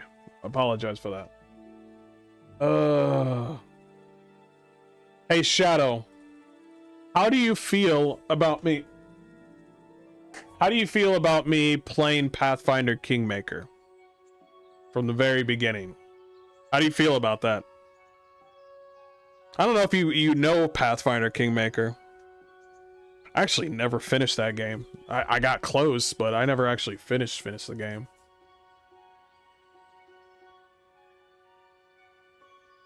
Yeah, I thought about going with reconnect your rope. No, that's something else. Yeah, I thought about going into like an RPG game. Like an RPG. Do it. Sekiro and Wu Chang over here. Nice. Fucking nice. Awesome. Good choice. Sekiro, goddamn, that fucking monkey whipped my ass, bro. Whatever you want, bud. That's true. That's true. I'm trying to figure it out. Let's keep on going. Let's keep on going. Didn't you stream Wrath of the Righteous? I did, and I never finished it. I think I said I wanted to play Gothic, but I don't like the controls of Gothic. I just really don't like the controls of Gothic. It's like really wonky. PlayStation is so dead to me, and I own 2 PS5s. Damn! You know that I power them on so little that they have firmware that I could jailbreak. One PS5 and one PS5 Pro I bought when it was still under 700. Can I talk about that for a second? No, I'm going to talk about that during the video.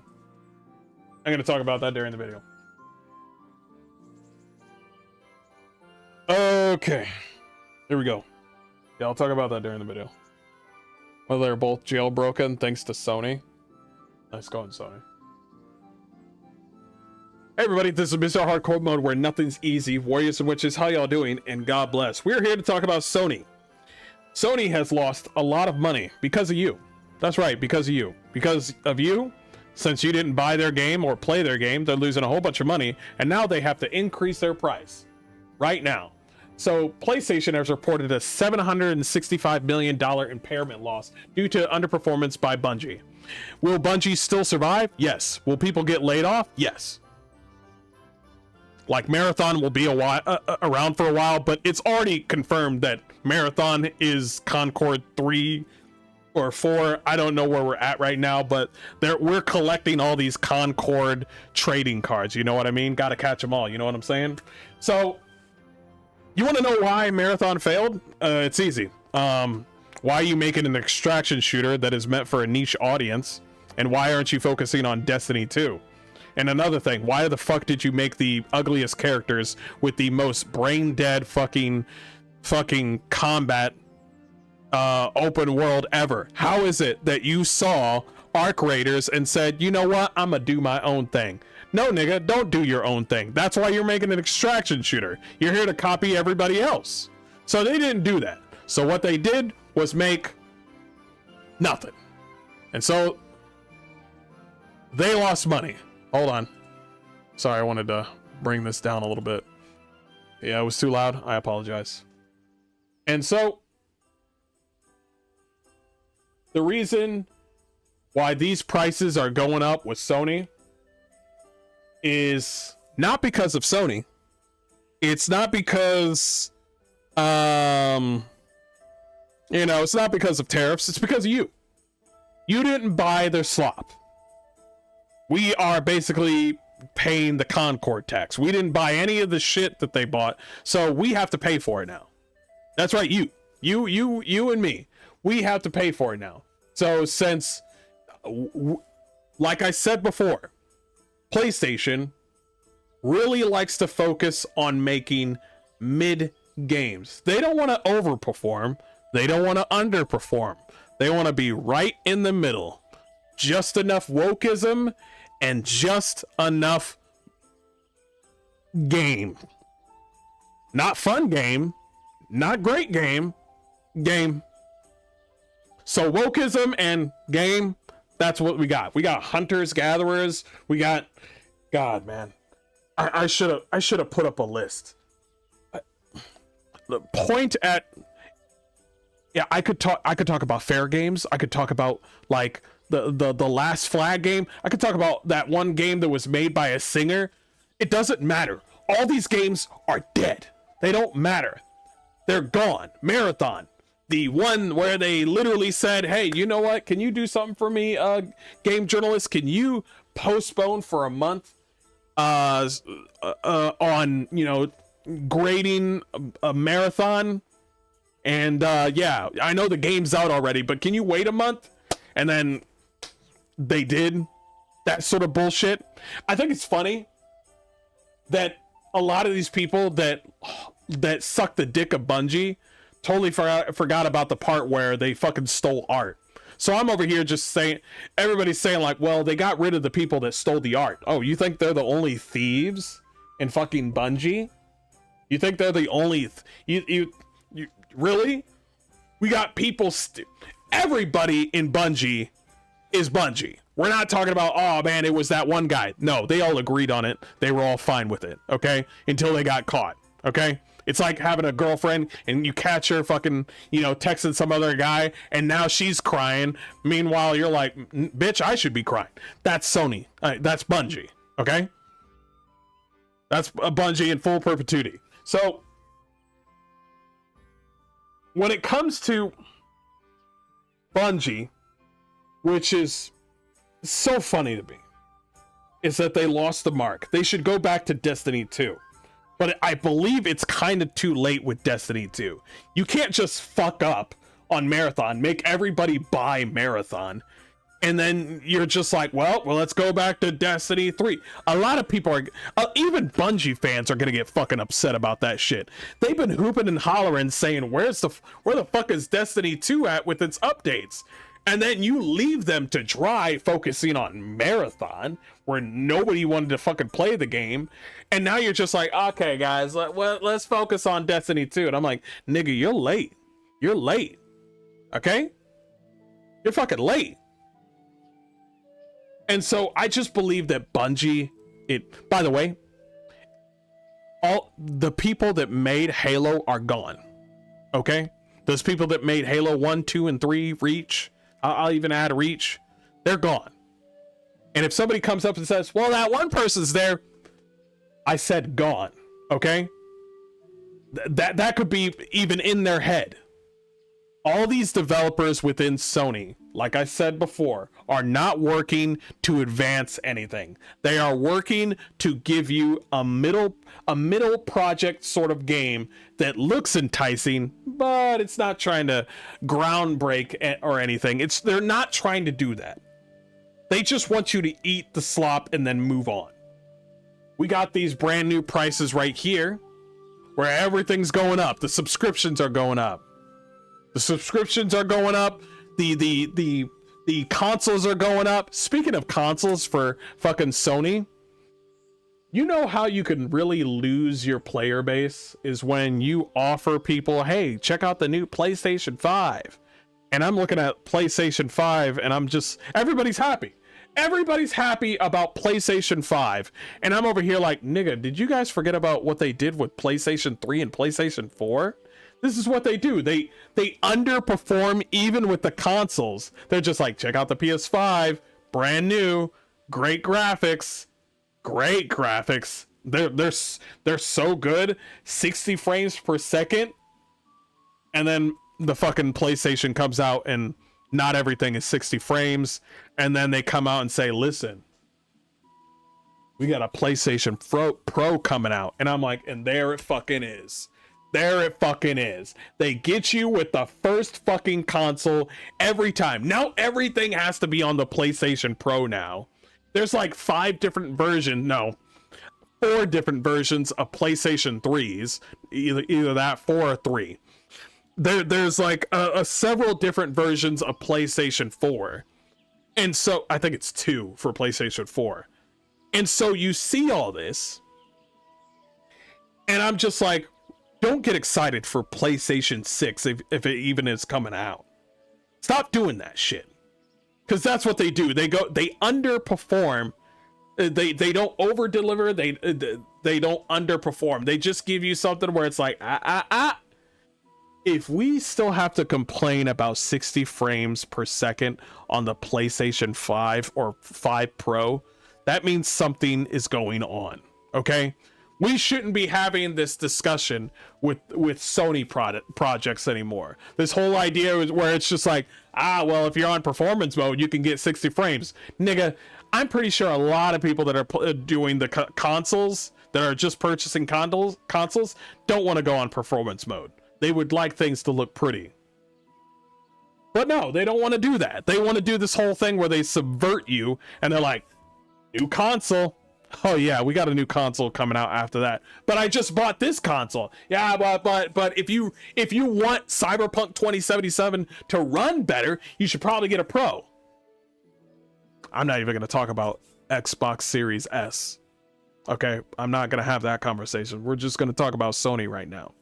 And here we are again with Sony, where Sony PlayStation Network accounts are being stolen very easily right now, with extra security like 2FA as a passkey. The problem is not stolen passwords or a big data leak, but attackers who call or chat with PlayStation support and trick the team using just your public PlayStation username and one old payment detail, such as the latest 4 digits of your card or an old order number.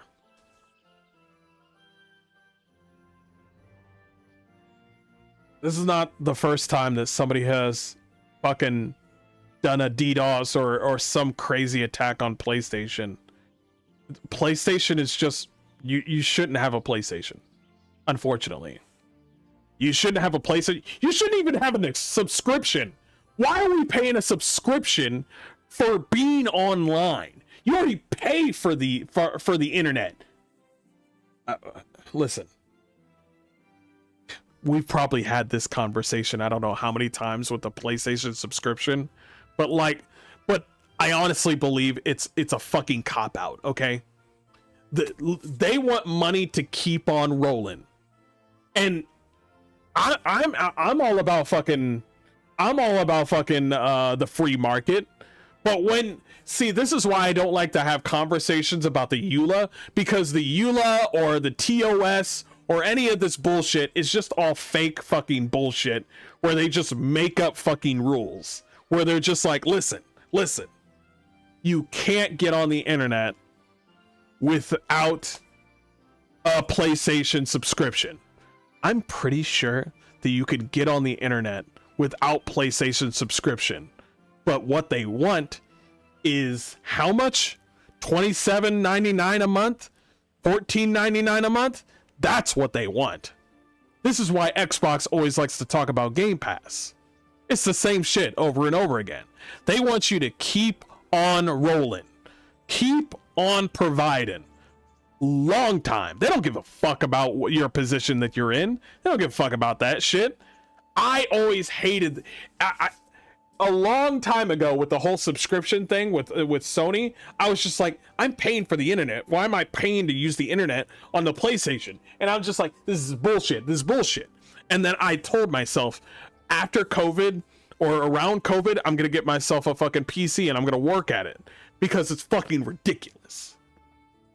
Now, we got all these problems going on with PlayStation, and they're not going to get a clue, guys. This is not some sort of thing where it's like, well, they'll understand now. They don't understand. And even if they do understand, they don't want to understand. It's like, we know what you guys want, but, we got DEI initiatives. We got all this stuff. They are purposely handicapping themselves and shooting themselves on the foot to not even provide for you as a PlayStation, console user. They're shooting themselves on the foot so you can pay more for something that you've already bought. It's like, man, we're gonna have to bring this shit up. Yeah, we're gonna have to bring. You didn't buy Concord? Yeah, we're gonna have to bring this price up, bro. Yeah, we're gonna have to bring this price up, man. Man, if you and a friend and another friend, or even your dog bought Concord, we wouldn't be in this predicament. Everything is your fault. When people see this sort of shit, they think to themselves, okay, you're gonna raise the price on the PlayStation, you're gonna raise the price on subscriptions. Why? It's because of tariffs. It's not because of tariffs.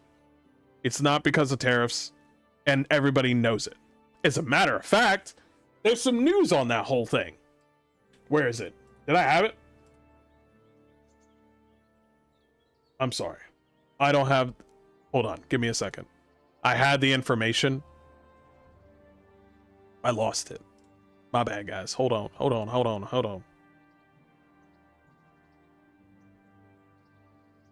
Not Coney, Sony.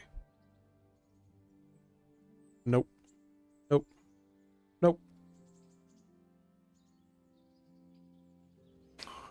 I totally forgot about the fact that they are trying...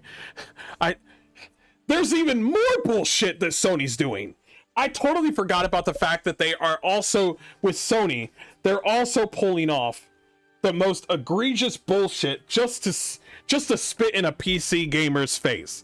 Hey, you get to play Hunter. You're on PC. You get to play Hunter's Gathering, the game where you play a fat bitch.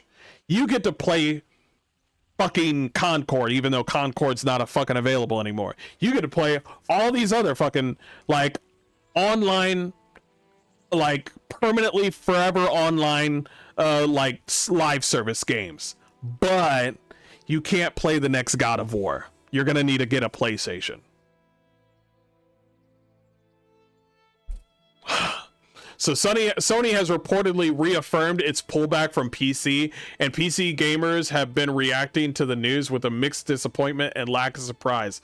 I'll be honest, I don't fucking care at this point. I honestly do not fucking care.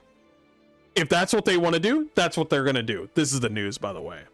This is the one that I did not have. So Sony is facing a lawsuit over claims that the company unfairly benefited from PlayStation 5 price increases linked to important tariffs. According to the lawsuit, Sony raised PlayStation 5 prices after tariffs were placed on imported goods. These extra costs were reportedly passed on to customers, making consoles more expensive. The legal complaint says the tariffs were later ruled unlawful,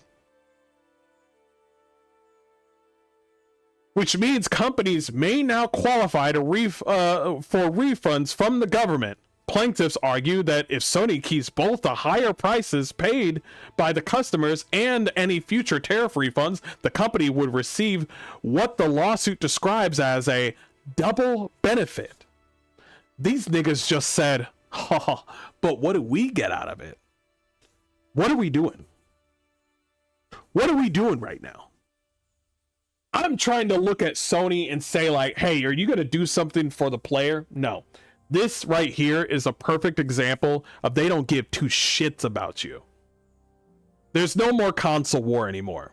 It's just two motherfuckers in two different colors fucking you with a different colored dildo. It could be either blue, red, or fucking green. Okay? Take your pick.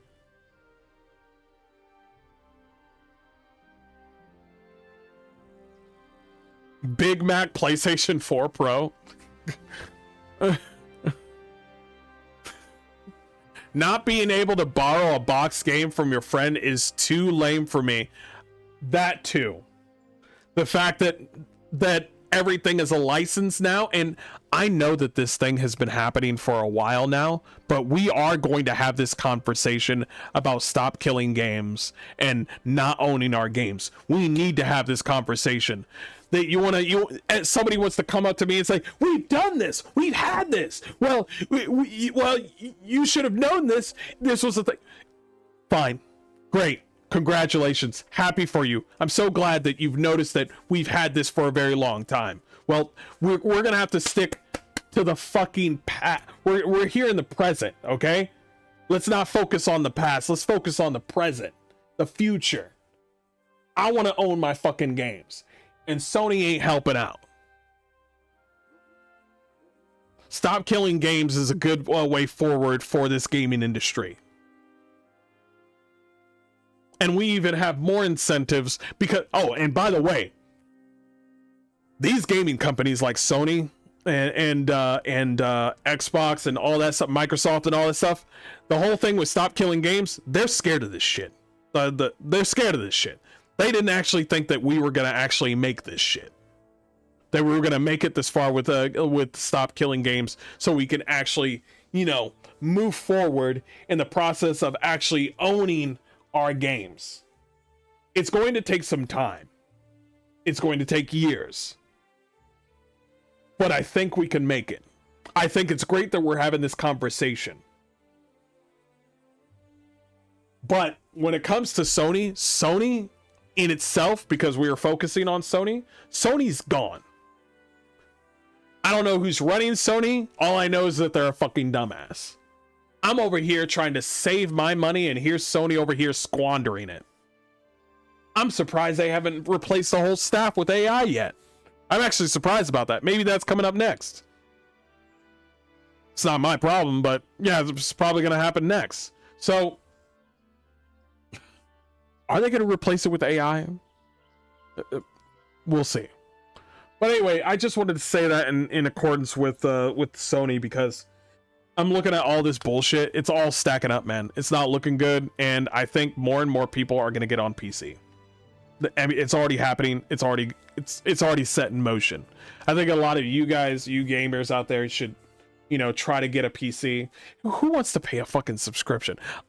Right from the get-go with the whole subscription thing, I was fighting for dear life to get a PC so I could get away from this shit. It's fucking ridiculous. And so that's all I got to say about that. Neil Druckmann is buddy with Herman, so it doesn't surprise me all the destruction. Neil Druckmann snaked his way into Naughty Dog to destroy from the inside. We will talk about Neil Cuckman later, because I think we're going to get some news on Summer Game Fest, or maybe the future game show on the intergalactic game. We're actually going to get gameplay. Maybe we might not get gameplay. Maybe we might get like a teaser where it's just like no gameplay, but it's a whole bunch of people talking and bald. Who knows? Who knows? I miss Amy Hennings, bro. They did my girl dirty. They did my girl dirty. Shame. Shame on Sony. Shame on Naughty Dog. Anyway, that's all I got to say about that. Shame, bro. Fucking shame. It's deplorable, bro.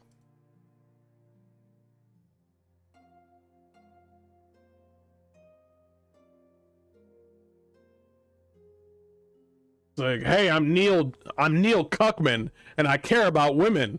I care about them so much that I'll even fire them. Thanks, man. Appreciate that. Thanks.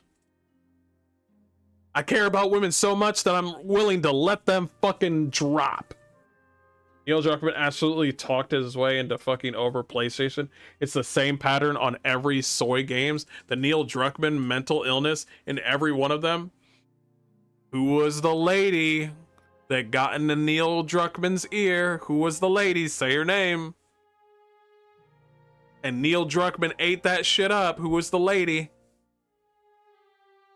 I mean, it's all on Neil Druckmann anyway, but who was the lady? Snuck her way in. Anita Scarsazian. Am I saying her last name wrong? Well, speak American.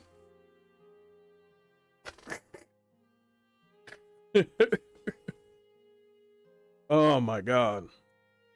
Oh my gosh. Anita Sarkazian. I'm sorry. I don't really care about the name, but I'm gonna keep on changing her name.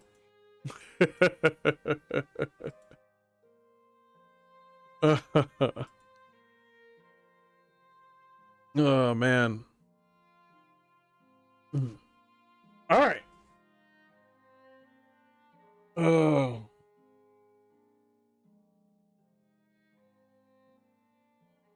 I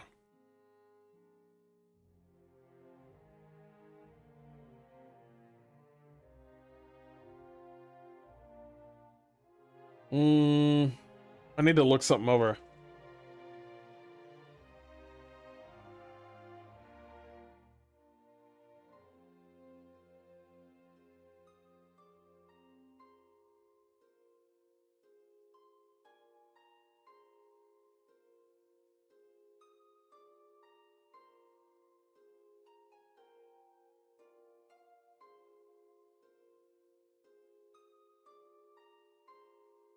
Is it a standard EULA?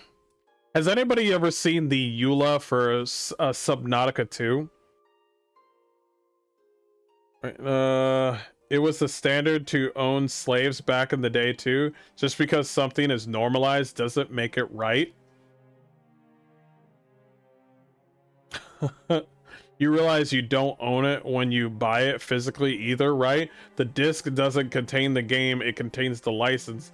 That's why you still have to download the game even if you have the disc. Well, even back then, like if you had a PlayStation 4, PlayStation 3, you had to put the disc in and then you had to download it, patch it up, and then download it. And for some odd reason, you need the disc. Wait. If I remember correctly, when it came to like owning like a game, like you had to patch it up, so you needed internet connection. So you had to patch it up. I think, when was it that like games actually, you know what? I'm gonna figure this out. I'm gonna figure this out.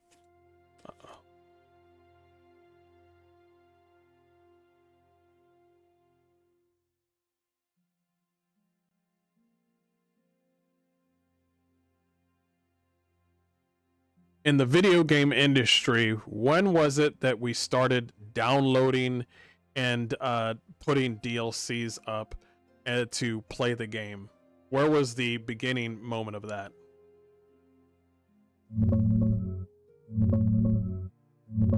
I want to find out. The beginning of downloadable content, or DLC as we know it, really kicked off in 1997 with the PC game Total. Yeah. Sorry, I just cut that off. The developers released new units, maps, and scenarios online for free on monthly basis for total annihilation. Before that, you had services in the 80s like Game Line for the Atari 2600 that let you download full games over phone lines, but not extra stuff for games you already owned. On consoles, the Sega Dreamcast in 1999 was the first official support for DLC. No, I don't mean for like DLC. Okay, maybe I messed up the question.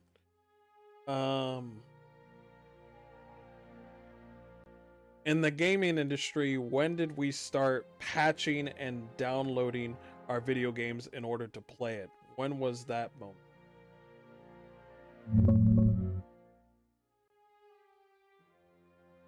Hold on, because I want to know. I'm so curious.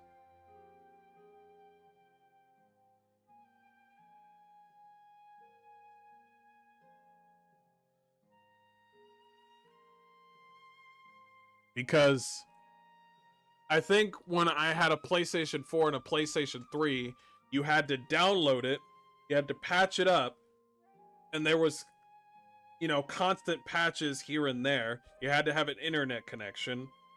But the thing is, you needed the disc. You needed the disc. But you needed to be online to download and you know, do the whole DLC thing. When was the moment where you could just like put the game in and you don't need to download it? It was already in the game. I think it was around like 1990, somewhere around this time period. I forgot, where the game was, or there was the cartridges. I mean, even like Sega, you turn on the Sega, the game is within the game. You don't need to download it. Everybody knows that. Nintendo games, you know, Super Mario, you know, even like the SNES, you just put the game in and then you play it. When was the moment that you needed to download the game, but you still needed the disc? I'm wondering when that point was. Probably just before that. Probably when games started being bigger than what go on Blu-ray and DVD. Around there.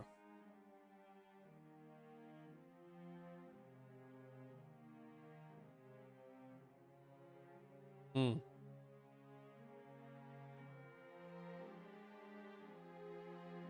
Hmm.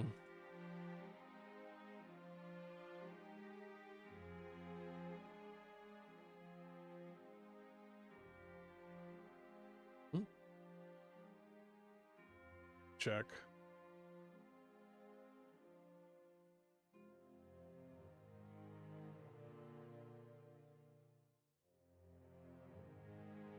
Gonna download this. On PCs, developers distributed patches in BBS bulletin board systems as early as mid to late 90s. Gamers dialed in no, well, not to those titles in the early 90s, 92. This companies like Sierra also use. I'm close. Ultima games saw more downloadable patches as the web grew.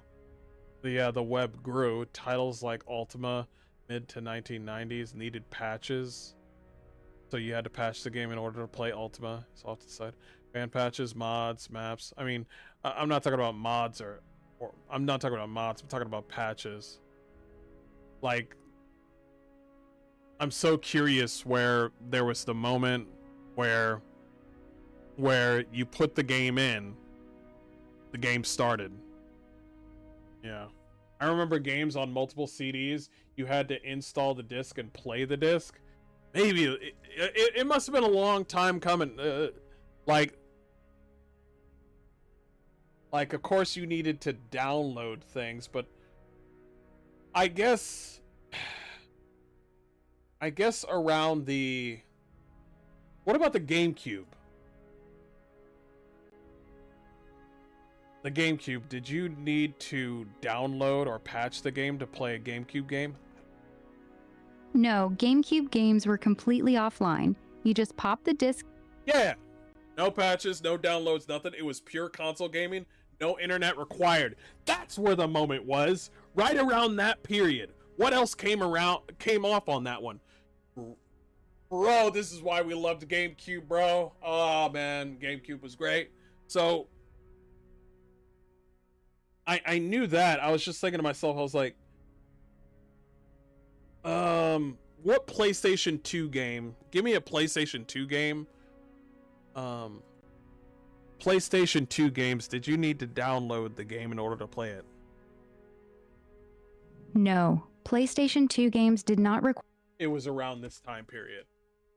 Okay, I remember now. It was PlayStation 3. PlayStation 3 was the moment. Okay. I remember games on multiple CDs you had to install. Yeah.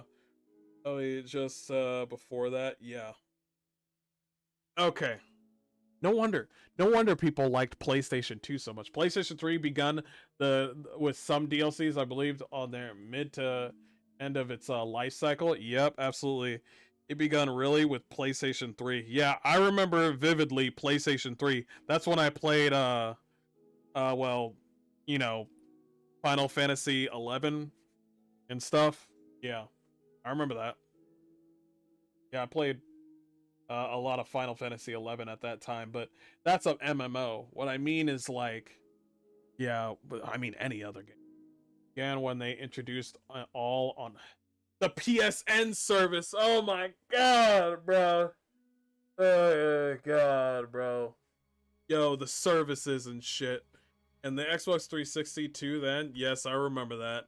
You remember back in the day when you had to keep on cycling the fucking your with the Xbox 360, you had to keep on cycling your games.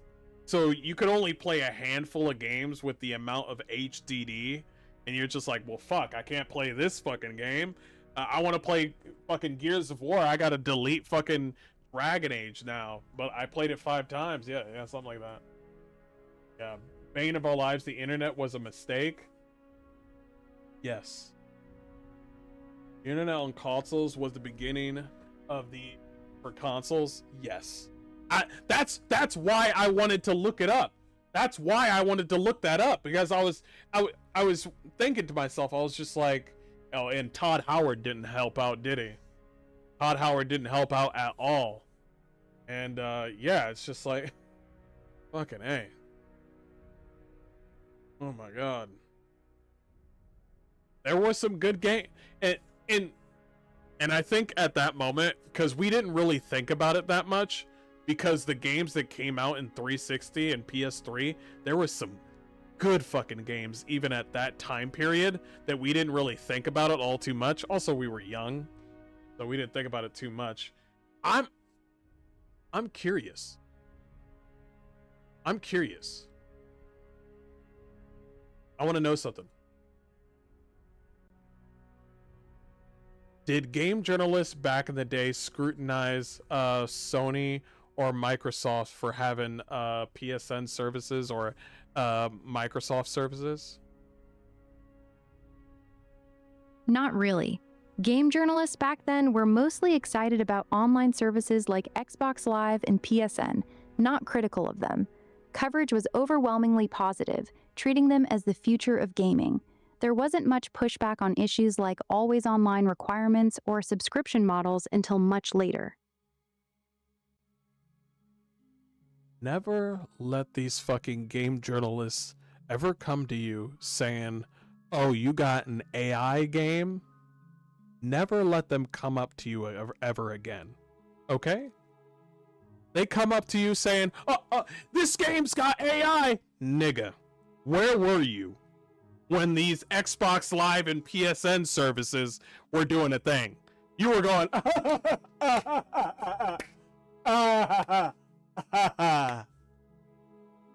think at the beginning of Super Nintendo days, Super Nintendo was living it up even back then. But then they got a big head, and now here we are. Now here we fucking are. Of course, journos were clueless and happy. Yep, they didn't think about that. I'm surprised that... Wait.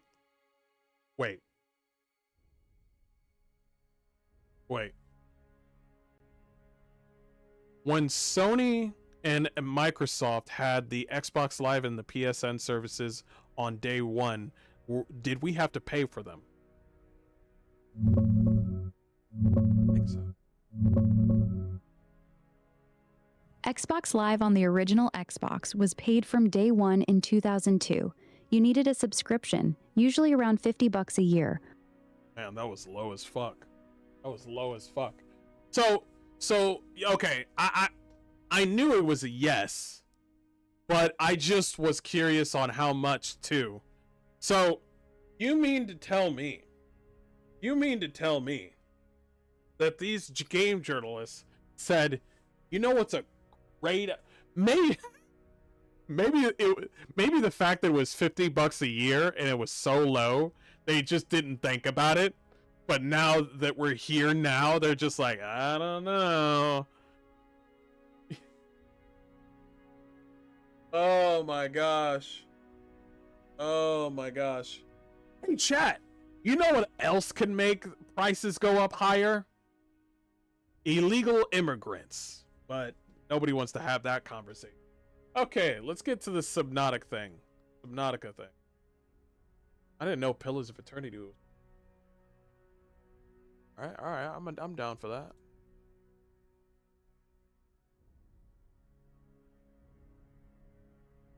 Down for that.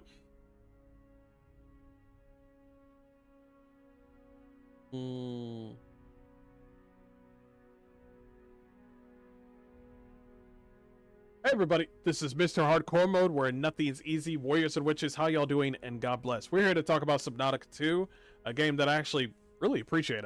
First time I've ever played a Subnautica game, so I'm not, you know, new to the game, but very beautiful game, great game.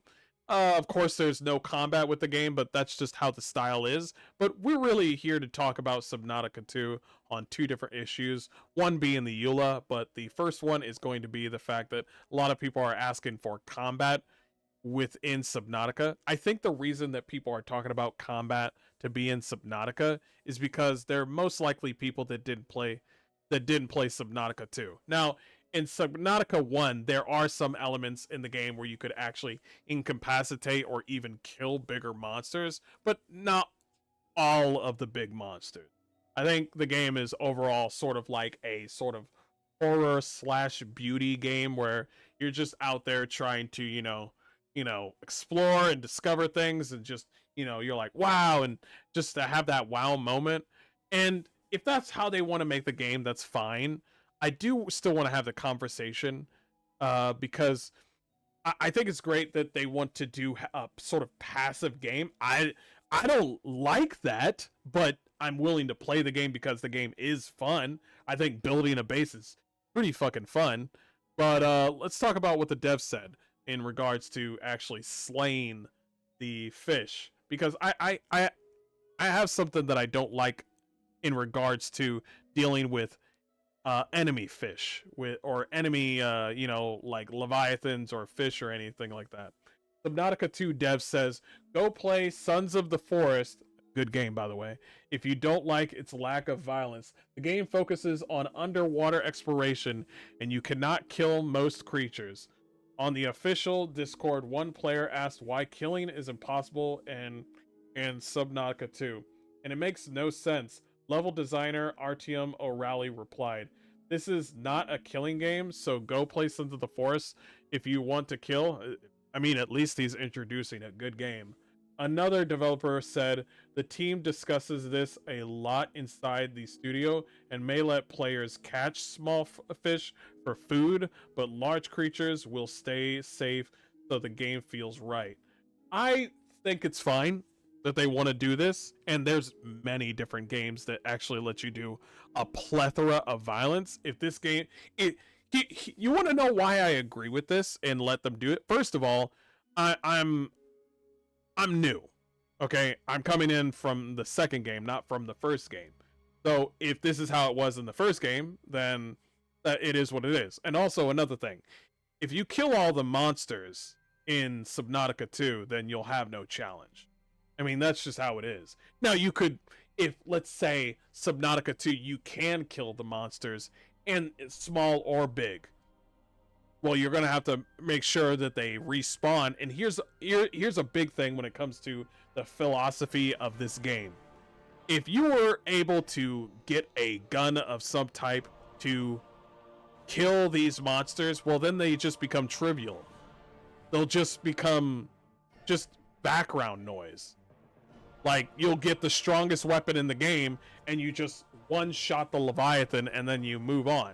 Now, of course, some people might like that, but I think that their meaning to their game is that they want to have that sort of medium where you try to, take care of the situation without killing them. So they make it a challenge to take care of the monster. That's the puzzle. That's the game. And that's the whole point of Subnautica. Now, there is something that he says that I don't agree with. Where he says that he's like, well, I'm this type of person where I don't like guns, and I don't like violence, and guns don't kill people, people kill. And I'm just like, I don't know what you're going off of, man. We don't have to have this conversation. If you don't want to, if you don't want us to kill the monsters, then fine. Hey man, I wish if I made a video game, I'm not gonna have any fucking gay shit in my game. So that's gonna be my game. If you want to have that game in your game, that's fine. You still have, and by the way, I'm so glad that we're here talking about an actual video game mixtape. I'm so glad that we're here talking about an actual video game. But let's continue with this conversation. This idea comes from the first Subnautica, as the team wants players to discover things, feel wonder, and live with ocean life instead of fighting. Guys, do you remember the game Raft? Raft lets you, I guess, sort of, it's more exploration based with Raft. I know you could do the whole thing where you can stab the shark and stuff like that, but it's not super extensive, Raft. Okay? I mean, extensive on the whole killing aspect. You want to play No Man's Sky, you can do it on No Man's Sky, you can do it on Sons of the Forest. I love Sons of the Forest. 1, you get to kill things. 2, you get to make a base. 3, you get to see titties. So I'm all about that. That game is for me. I don't like the caves because they're fucking scary, but I did it. But there is a fan-made mod already lets you players kill creatures, and the studio is reading all feedback. It plans to add better ways to scare off creatures, but will not add weapons. Early access is expected to last up to 3 years. So yeah, like I love both games, Subnautica 2 and Sons of the Forest. I love Sons of the Forest more than I love Subnautica 2. Subnautica 2 can look pretty gay when it comes to the characters, but if their philosophy is try to survive without killing the monsters, and if he wants to be this flowery sort of like gay boy where he's just like live with the trees, hug the trees. I think there's like a main antagonist to Subnautica 2 where it's a woman who doesn't even like fucking like people, and she just wants to love the tree and be one with the tree. I can hear the planet. And I love the fact that some of the characters within Subnautica 2 just say like, bro, she needs to take her antidepressants. And I'm like, okay, that's pretty based. Thank you. I thought the game was gonna lean heavily on the fact that we should just all hug trees and shit. Well, that's not the case. I like the fact that there is like you know, you do have to like they know like not to dive into that area where it's just like, yeah, welcome to our game where we don't kill any. Like, you could still kill fish in this game, okay? You can roast these motherfuckers, the small ones, so they don't like fully let you not kill anything. Like, you still have to eat, you know? Now, if this game was just like, bro, we're doing an all vegan sort of game where you go underwater and you eat algae for the rest of your life. If that was the case, I know it's a small detail if they did that if they just said, hey, you don't eat the fish, you just look at the fish and you have to eat the plants underneath the ground, I would have left the game. I'm sorry. That's a pet peeve of mine, okay? I can be only so progressive with these games, okay? All right. You want to make the characters look fucking body type, like you want to make the characters look questionable. We got this fucking black gay boy right here. You want to make the characters look questionable like this? Fine. But if you make me fucking just eat plants and no meat, okay, I might leave. Okay. But I think this game has a lot to offer. I do want to touch up on the EULA that they do have, where Subnautica 2 delivers unknown worlds, have responded to community backlash over the game's EULA following its early access launch. I think this thing has to do with the whole lawsuit with Crafton. Shout out to the devs for actually winning that lawsuit. They got a lot of money, and they got their job back. So Crafton's kind of eating their ass right now, but a lot of the stuff that's going on with the EULA is not the devs. It's mostly Crafton bullshit. Now, I'm gonna go ahead and keep on reading this, but I do want you to see this. The studio confirmed it will take action against streamers or content creators and will not enforce clauses restricting gameplay, recordings, or monetization. That one's weird. Community representative Sam Dark addressed modding concerns. We will not take action against player-made mods as long as they follow the few simple rules Donya shared a while back, like not selling the mods.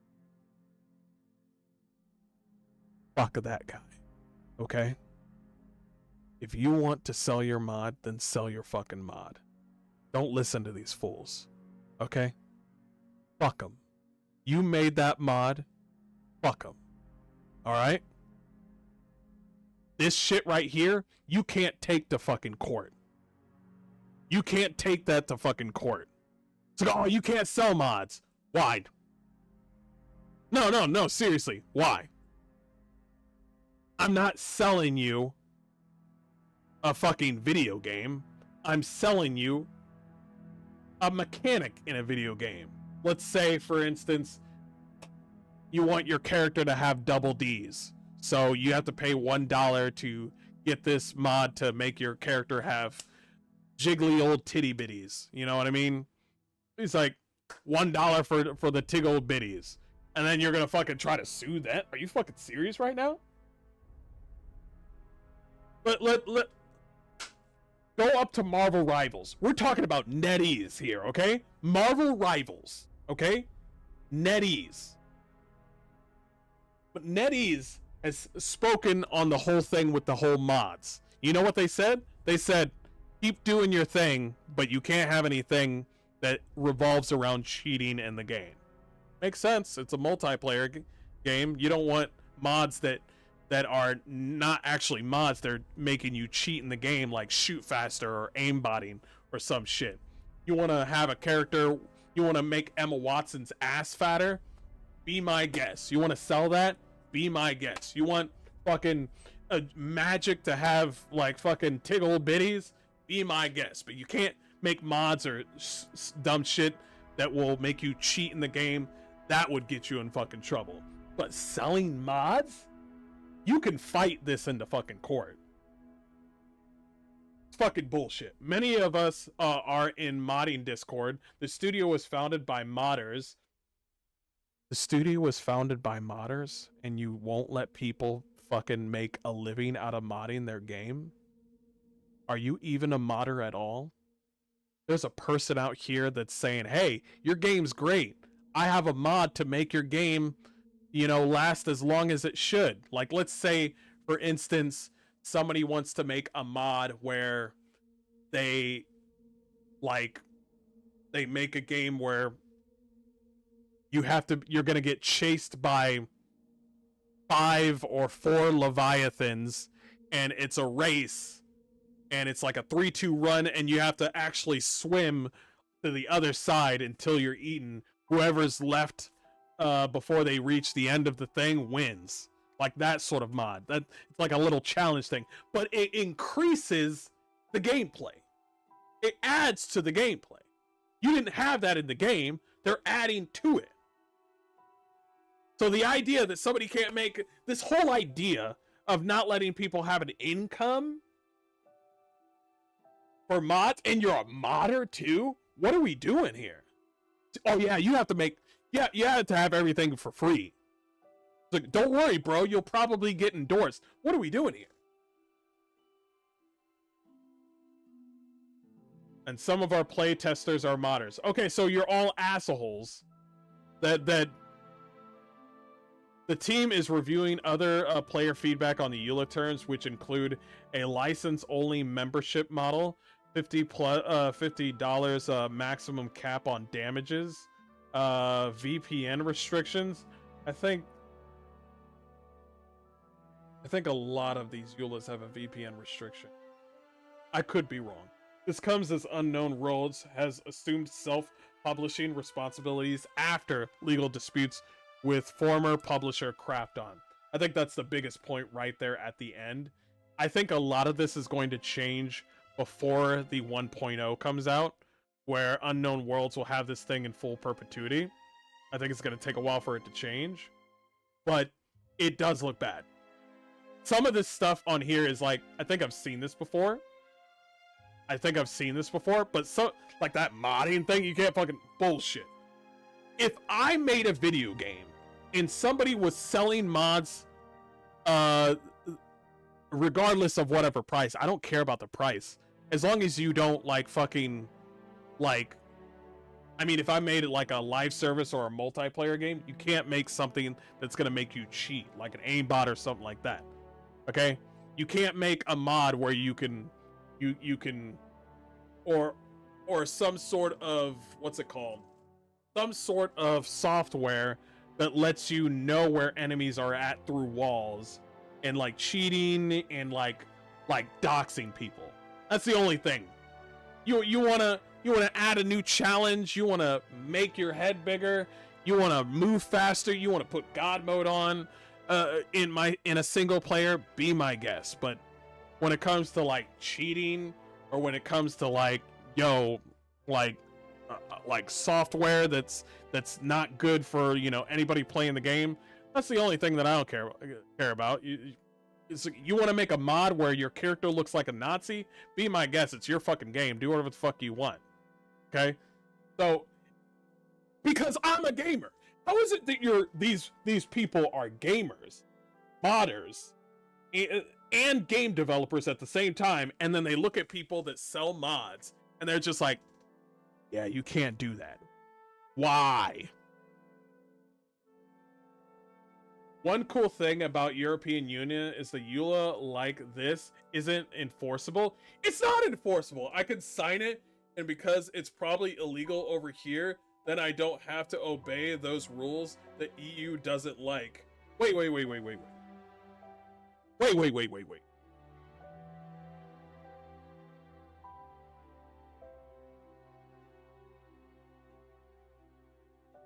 End user licensing.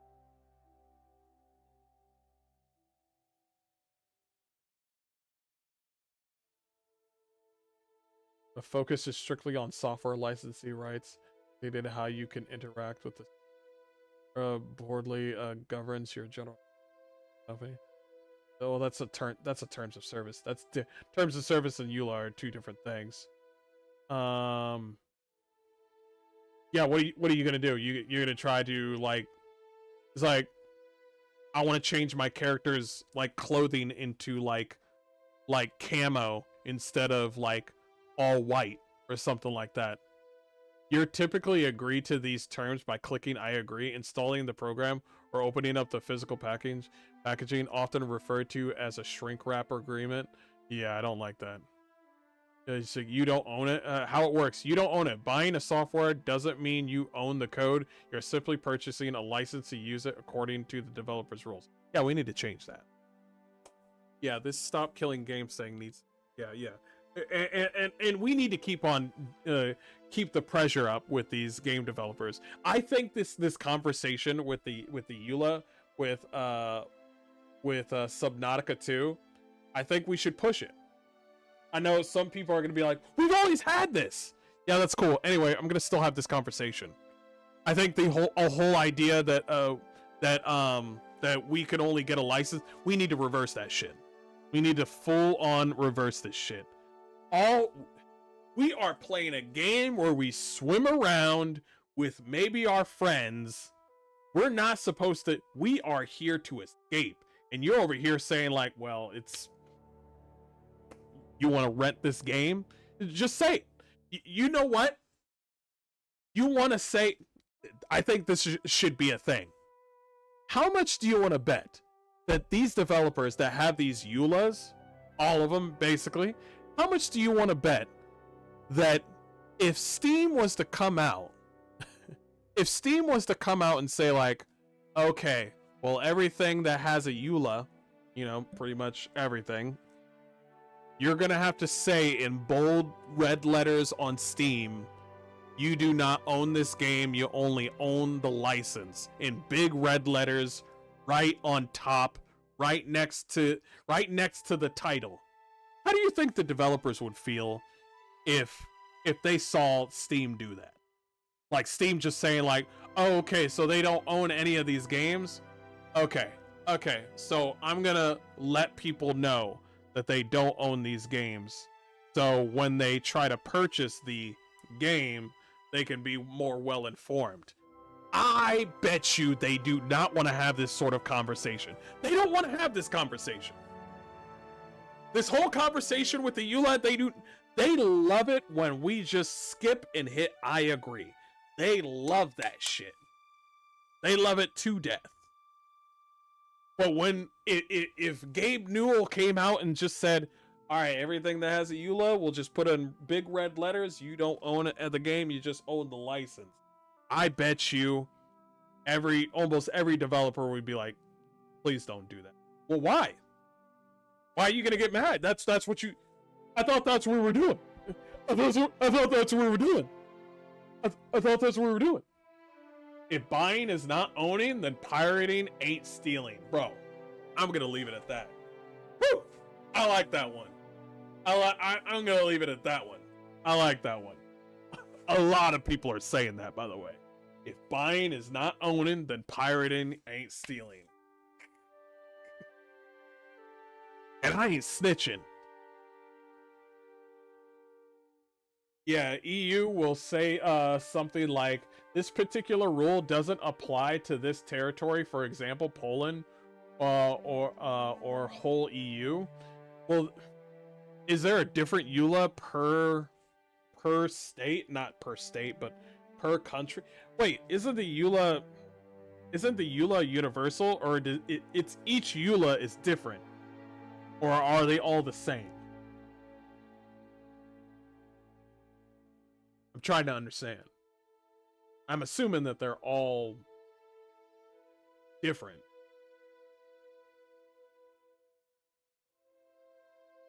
Just like if someone else makes a game about submarine monster hunting, it doesn't promote ideologies neither.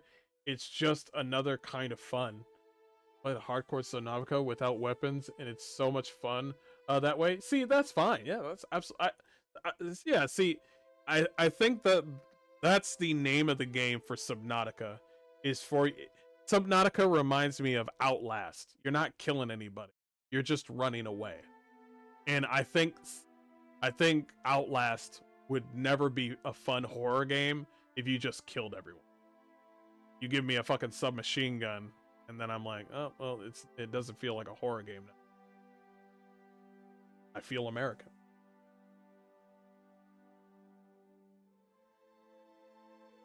Yeah.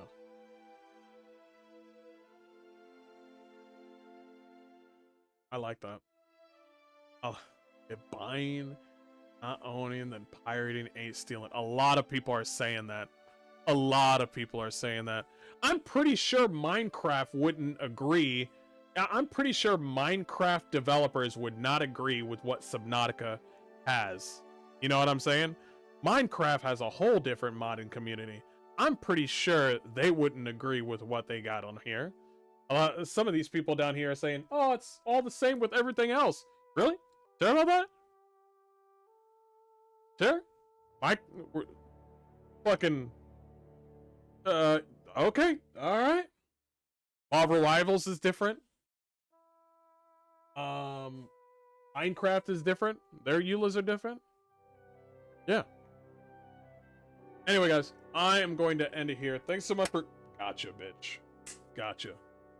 I'm going to end it here. Thanks so much for joining. I think Krafton makes universal EULA for the whole world, but EU will dispute what they deem illegal. Yeah, you could definitely dispute the whole idea to make a mod and sell it. You could definitely dispute that. I think you could win. I think 100% you could win. Now, if we're talking about Nintendo, then I don't. If we're talking about something related to Nintendo, I don't know. I don't know. Those lawyers over in Nintendo, that's a different thing. Anyway, guys, I'm going to end it here. I want to play some video games. I will see you guys all next time. Go out there, have fun, and take it easy, all right? Peace. Have a good one.